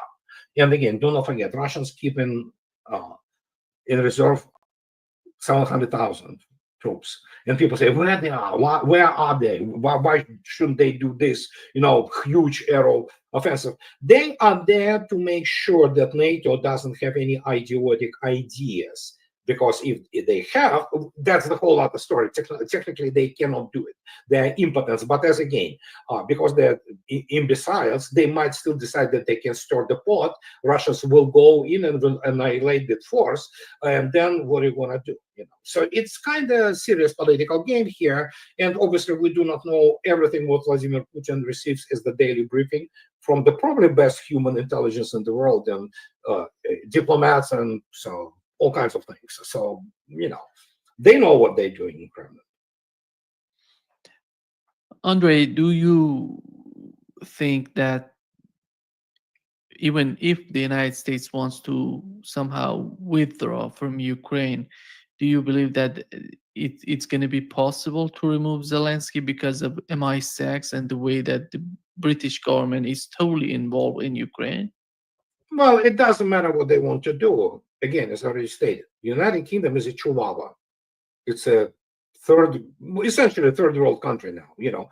So, and whatever they try to do, they're pathetic. Their economy is dwarfed by Russian industrial might, and they're just midgets, you know. So, as I quote Colonel McGregor, they have Lilliputian military. So yeah, they can off Zelensky or save him, whatever. So he's guarded by SAS people, you know. So whatever they decide, Russians don't care. But obviously they can do, when the time comes, all kinds of the operations, including probably try to extricate him, you know, including the finishing of those SAS guys, you know. But it's Russians don't care.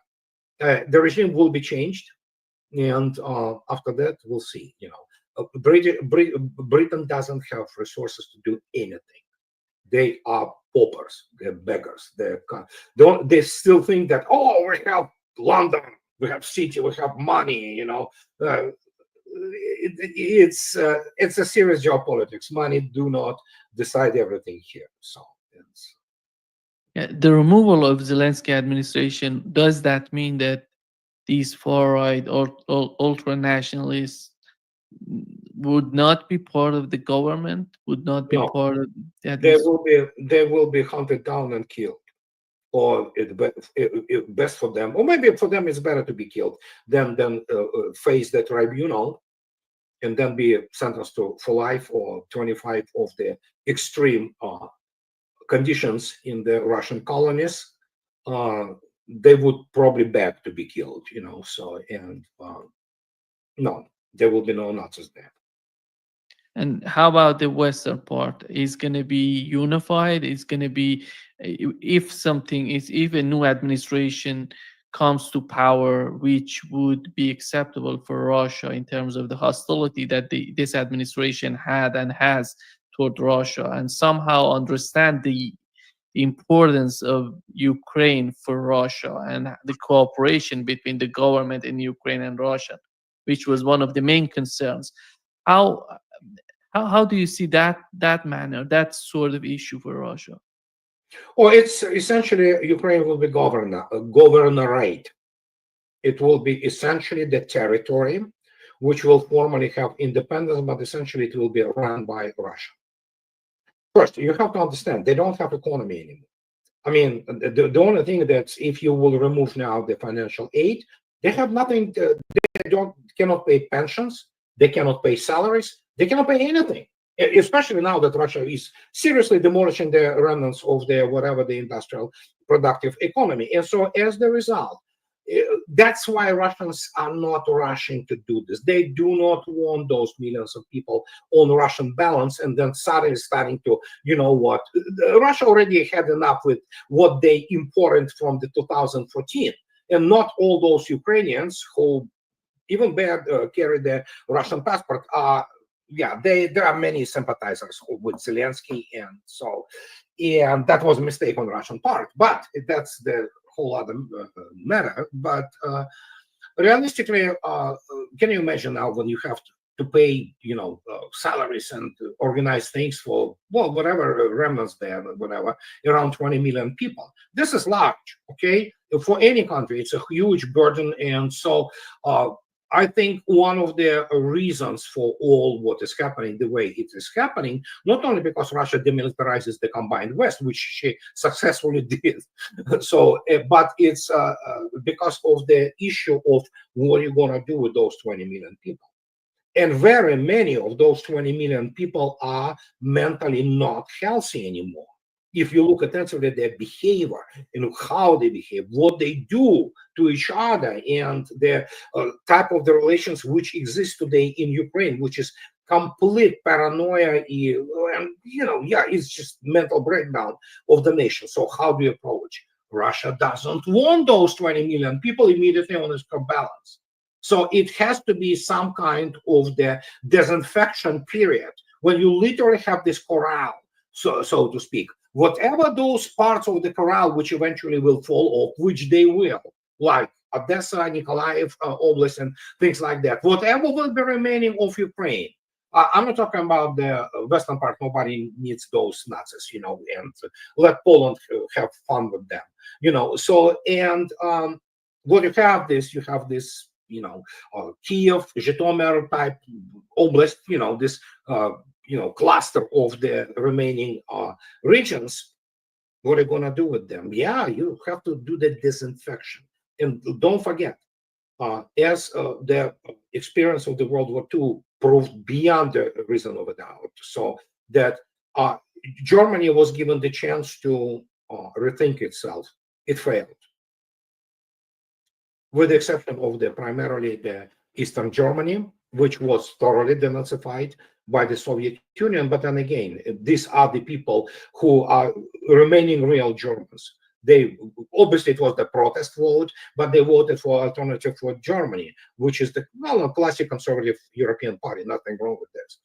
But if you look at the rest of the Germany, good Lord, I mean, unbelievable. This is completely psycho nation right now, with a mental breakdown. And you have essentially scratch any German politician. Who do you have? Former Nazi. You know, so there you go. So, and the same is going to be in Ukraine. Do not forget, we are talking about at least 1.3 million KIAs on Ukrainian side. Considering their size, do you understand what it means? Virtually every family has somebody who have been killed or maimed during special military operation. This is not good environment mentally for the nation. So it has to be, in some sense, isolated, let it simmer down, so to speak, and that's for serious political people, you know, to decide how it's going to go in Moscow. I think everybody would remember Zelensky for what he's done to Ukraine and his backers.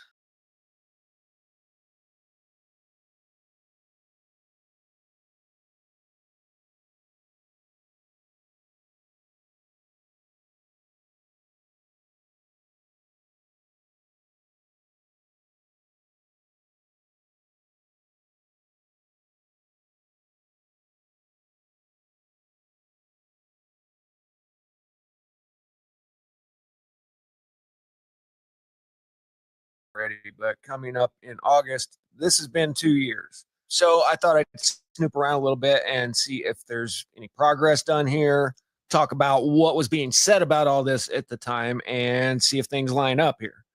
These were kind of the main things I was hearing about all this. This was all started with blue lasers, and if you have a blue roof, then the laser doesn't affect it. This is why celebrities all have blue roofs, and they wanted to erase this town to make a new 15-minute city. Then I think I remember hearing about 800 school kids were unaccounted for afterwards. I know it was a very large number, but this is basically what the internet was saying about all this. So let's see how things are going after 2 years. I'm right outside the planning department conference room where commissioners say they have been given a blank slate to re-envision how Lahaina should look. They say they are planning now for future. Well, hello 15-minute city then, right? So I've talked before about how they've ensnared the future generation of engineers into this absolute fluff. This one project in Tampa Bay was worried about how many trees they'd have along the sidewalk / bikeway to ensure clean air quality. And they sell this to these unsuspecting, bright kids that think they're just being so transformative. What kind of transformative impact would it have on communities if every resident could easily access daily amenities such as libraries, schools, parks, recreation centers, or grocery stores, all in less than 20 minutes? First off, you can tell that this is written by people who are professional students, because that's a student's world right there. What about having a hospital right there? Well, they're 20 years old, so they're not too worried about the hospital or the chiropractor. But this is a good little 20-year-old college comrades utopia right here. And they come up with the genius idea that work should be within a 15-minute walk of your home. That's a great idea. That's awesome. In the Bay Area alone, there's 500,000 people that wake up every morning, and it's best to get through this toll booth before 6 a.m. Otherwise, you're going to be stuck in traffic for 2 hours. Even if you start at 9 o'clock, just go in at 6. But there's 500,000 people here that spend 3 hours in traffic, pay $10 in tolls, because they never thought of the idea that, hey, wouldn't this be easier if I just worked 15 minutes from my house? Yeah, they're all just dumb. They never thought of it. Look, Junior, all the jobs are over here. Techies have gentrified the hell out of that city, so now a studio apartment goes for $3 to $4 grand, and there's only a limited number of them. And the people that live there like their restaurants and hair salons and boutiques, so they need these 500,000 people that can't afford to live over there to come over there and service them. That's how American cities actually work, but if somebody had just told them, hey, we should work 15 minutes from the house, and things wouldn't be this way. Grow up, Junior.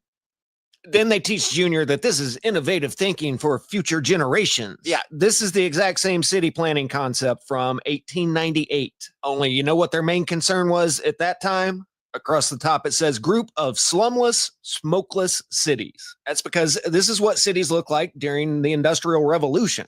The fact is, we've done an enormous amount of work to clean up the actual environment in the last 100 years and succeeded in that. But the environment is such a good moneymaker that now we have to worry about the invisible, unmeasurable things. Because they got rid of all the actual pollution, they got rid of the slums too, only with absolutely no regard to the people that inhabited them. So now we just have tent cities lining all of the streets. And this all could have been easily avoided just if somebody would have pointed out that we should be able to live 15 minutes from work and eat healthy, of course. Got to have our gluten-free vegan restaurant on every corner. Okay, I'll quit ranting about Junior's master plan here. You get the idea. But look, in order for all of this to work, you have to have the infrastructure in place for this. And when a city block looks like this, you're just not set up for it. You'd have to say, okay, we're going to demo all your guys' houses right here, and we'll put the hospital right here. And then we'll demo all your houses, and we'll put the school right there. And it's just an impossible amount of infrastructural change that you would have to do here. And it's not practical in any way, shape, or form. But what if the whole place went up in flames? Well, now you can say, okay, well, we're not moving the street grids, but now we can put a hospital right here and a grocery store right here. And now we can build everything back according to this innovative criteria. So that's what I would expect the city council members are up to in Lahaina town right now. Rezoning everything so it fits the 15-minute mold. We're now coming up on the start of the area that was impacted by the fire here in the Puamana neighborhood. The buildings in this townhome community that were not impacted by the fire are being occupied once again. However, I don't see any evidence of rebuilding starting here yet.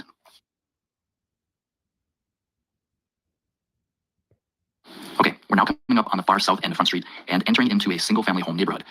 This is where we're going to start to see some of the residential structures being rebuilt. So let's go over some of the permitting and rebuild statistics that are shown on the Maui Recovers website. As of June 9th, 2025, there have been 384 residential permits issued. And out of those 384 that have been issued, 21 residential buildings have been completed. In addition to the 384 that have already been issued, there's another 179 residential permits that are being processed at this time. Okay, so there were about 2,200 homes lost in this, and there have been 384 permits issued that the city has approved, said, okay, you can go now. Only 21 completed after 2 years, and 179 permits processing. So that's about 1,700 homes that haven't even filed for a permit after this. We'll get into the politics of all that here in a minute. But the homes that haven't even filed for a permit means that they're not going to be able to afford to rebuild there. I know all about the red tape involved in trying to build in an area like this, but after 2 years, if you haven't even submitted plans yet, then you're probably not going to try to build back here. Now, only 21 homes completed is just bang your head against a wall, because if you're going to build back in the same footprint as your old house and just build the same thing, then you could have had backhoes and dump trucks out there for 2 weeks cleaning your lot off, and then about 6 months to build the average houses, the beachfront mansions, give it a year. But that's not what happened. It's exactly what they did in LA too. They say, nope, we're going to declare this area an ecological disaster, so we'll do the cleanup ourselves, which means millions and millions of dollars running through the city, and there's a lot of fat that can be trimmed off the sides on that. Meanwhile, the homeowners can't be trusted to go into that area because we have to look out for their safety. So everybody has to wait a year for the city to get done doing what they could have got done in a couple weeks. Like heading north, we're now coming back over the top of Front Street and flying over the area that held the Wharf Cinema Center. The Wharf was home to restaurants like Captain Jack's, Cool Cat's Cafe, and Down the Hatch. Both Captain Jack's and Cool Cat's Cafe have reopened their restaurants in different locations on Maui. As I mentioned at the beginning of the video, this commercial portion of Front Street has been cleared of ash and debris, but it hasn't started to rebuild yet. This is the area where they just finished moving the pilings that support the buildings on the coastline, and it still has not yet been opened to the public or local traffic. As much as I'm pleased to see so many residential homes being rebuilt already, I have to admit that I am disappointed with the progress in the rebuild of Lahaina's businesses after almost 2 years. I understand that the priority is rebuilding people's homes, but this will be a... So those beachfront properties where he said the pylons had been removed, they're not going to be able to build back. The green area is now a special management area. Where I lived in Southern California, it was under the jurisdiction of the Coastal Commission. Every beachfront property in the world has houses that were built before they got real grabby about the beach accesses. They would have never been permitted in today's world, and now they won't be again. The city just swooped up that land. And just so you know, that's these kinds of houses down here. And in Lahaina, we're probably talking 20 million on average. So I'll just tell you, nobody's going to shed a tear about them not being able to rebuild, because that's not the core of the town of Lahaina. That's the uber rich people coming in and throwing their money around. Lahaina is just like the little surf town I used to live in Southern California. You've got the majority of the town living in nice houses like this, kind of bungalow-esque. But these are the OG locals. And then down on the beachfront is where all of the rich people come in and buy up and build the $20 million mansions. I know that because I used to build these houses for 15 years. And let me tell you, it's not bad work if you can get it. There's a good swell coming in and it's shaping up about 2 o'clock, then you take off work about 2 o'clock that day. But yeah, these are the kind of houses I used to build. So I know all about the politicking that's going on right now. Just for example, I helped frame this house right here, and then the contractor and homeowner got into a big fight, so I wound up finishing out the entire interior of it. And this is the kind of headaches that go along with that. State resident Stanley Deal is a retired high-level Boeing executive. He first built his contemporary-style home in the Lahaina National Historic Landmark District in 2018. Deal says he wants to build it back like it was before it burnt down, just more fire-resistant. But many community members are fighting it, saying the design doesn't fit Lahaina's historic qualities and could push up property taxes. They're also opposing the rebuilding of his swimming pool because of the lack of water. They want better shoreline access and cultural consultation. Deal says he is open. So like I said, the city's going to swoop in and grab all of that beachfront access. Every city commission in the world hates the fact that people used to actually be able to buy that property. And it's really just because they want to make it a public use area where you have to pay $10 an hour for parking. That's literally tens of thousands of dollars a day in lost revenue that in their eyes. This guy paid an architect more than my house is worth just to design this thing. And they're probably not going to approve this plan again because of the aesthetic of it. This is what old school Lahaina town looked like. And now he's probably going to have to change the exterior to look closer to this.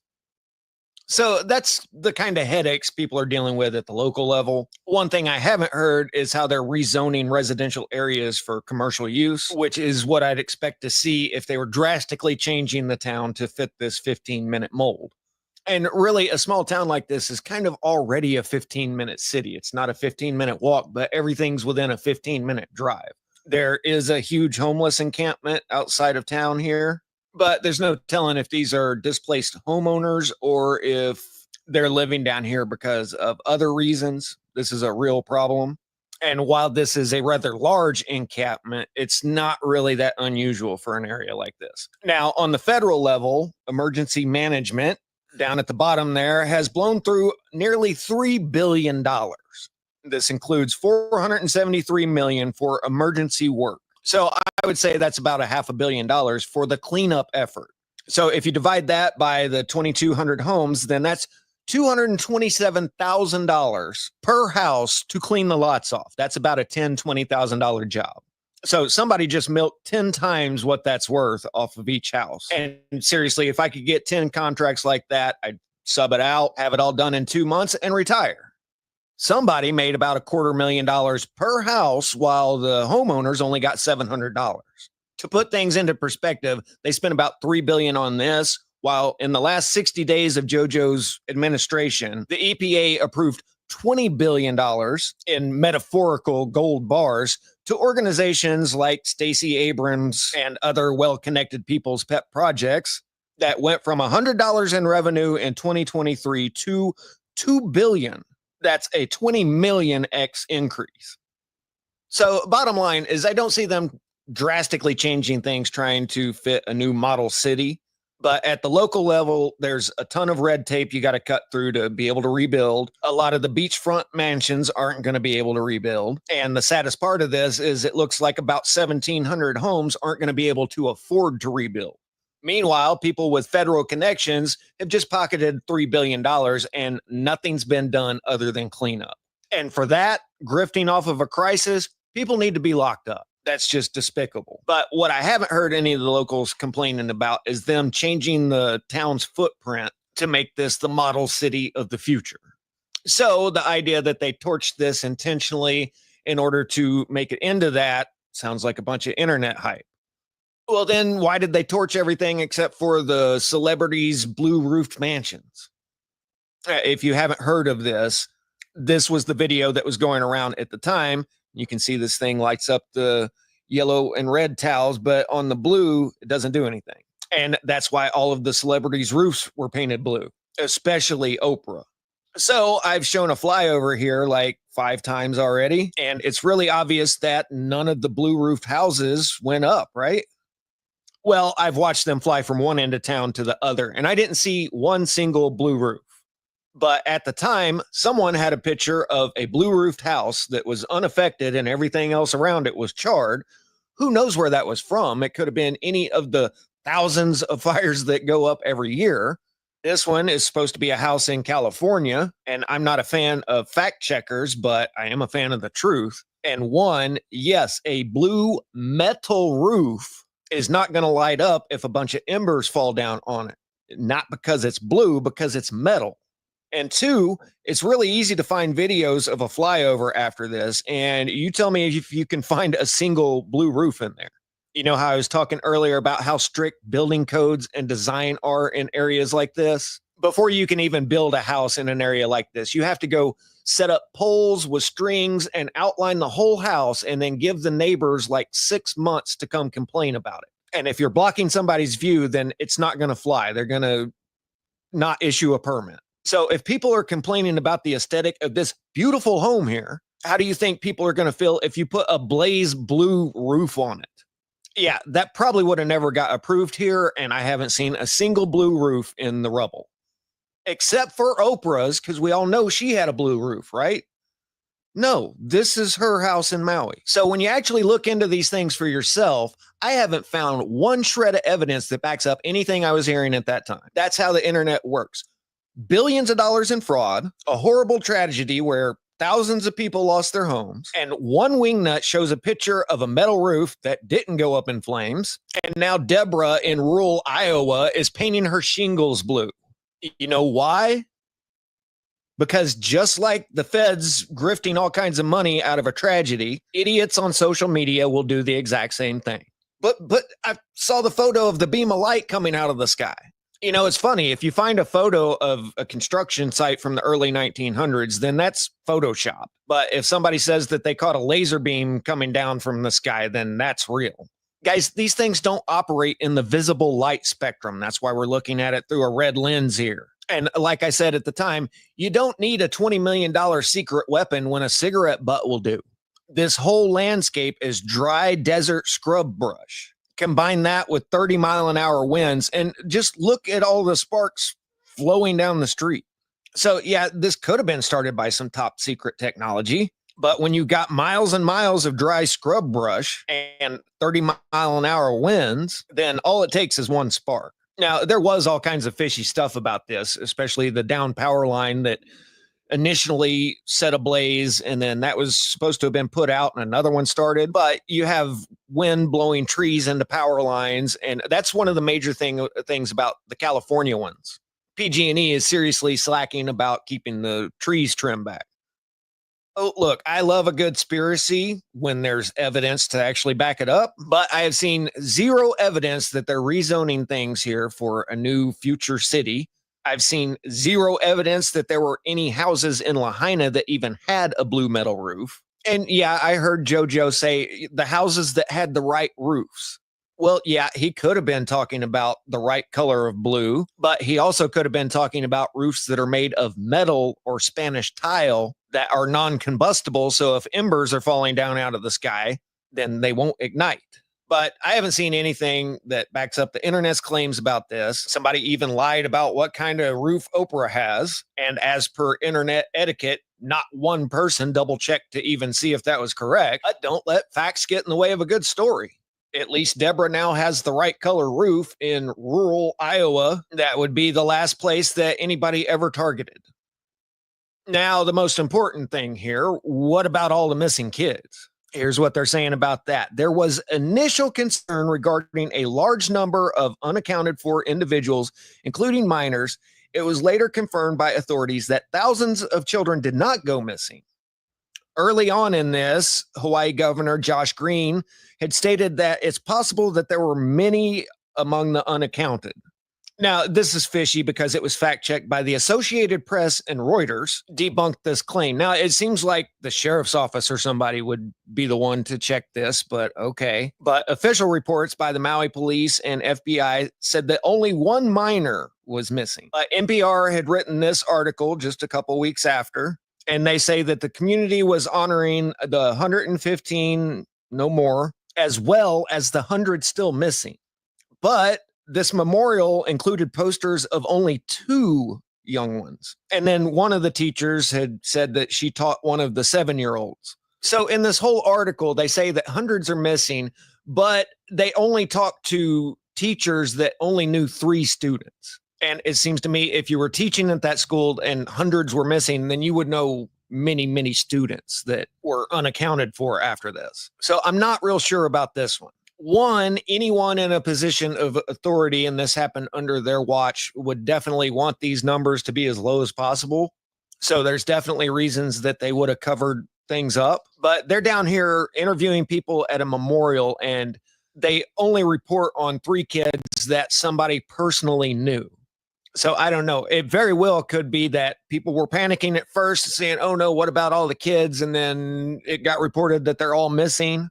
Or it could be that officials don't want things to look as bad as they actually are. But it would be very difficult, take a lot of work at a lot of different levels to just erase all the knowledge of hundreds of kids and act like they didn't exist in the first place. So I really hope that it's just people were panicking at first and didn't know, so they assumed the worst. But this all still seems really fishy to me. I mean, what jurisdiction does Associated Press have over these matters? Why would they be the ones with the final say of what happened here? But according to the official agencies, there was only one missing and was later identified after the fact.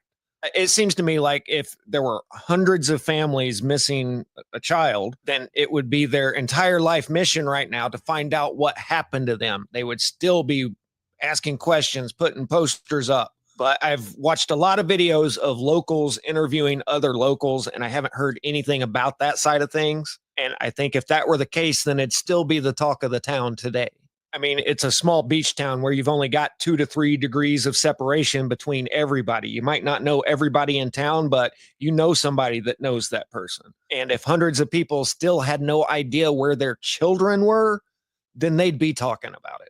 So I really hope this was just a case of somebody assuming the worst at the beginning, but I don't know. I'm not 100% sure on that one.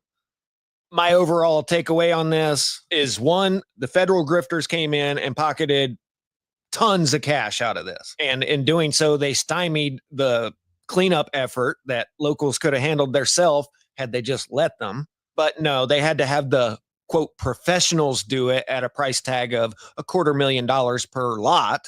And you can see that nothing has gone into the community to help rebuild. Since 2/3 of the households haven't even applied for permits yet, then they're probably not going to be able to rebuild. And there's a lot of people bickering at the local level about how it's going to be rebuilt. So this is a horrible tragedy. It was a beautiful town.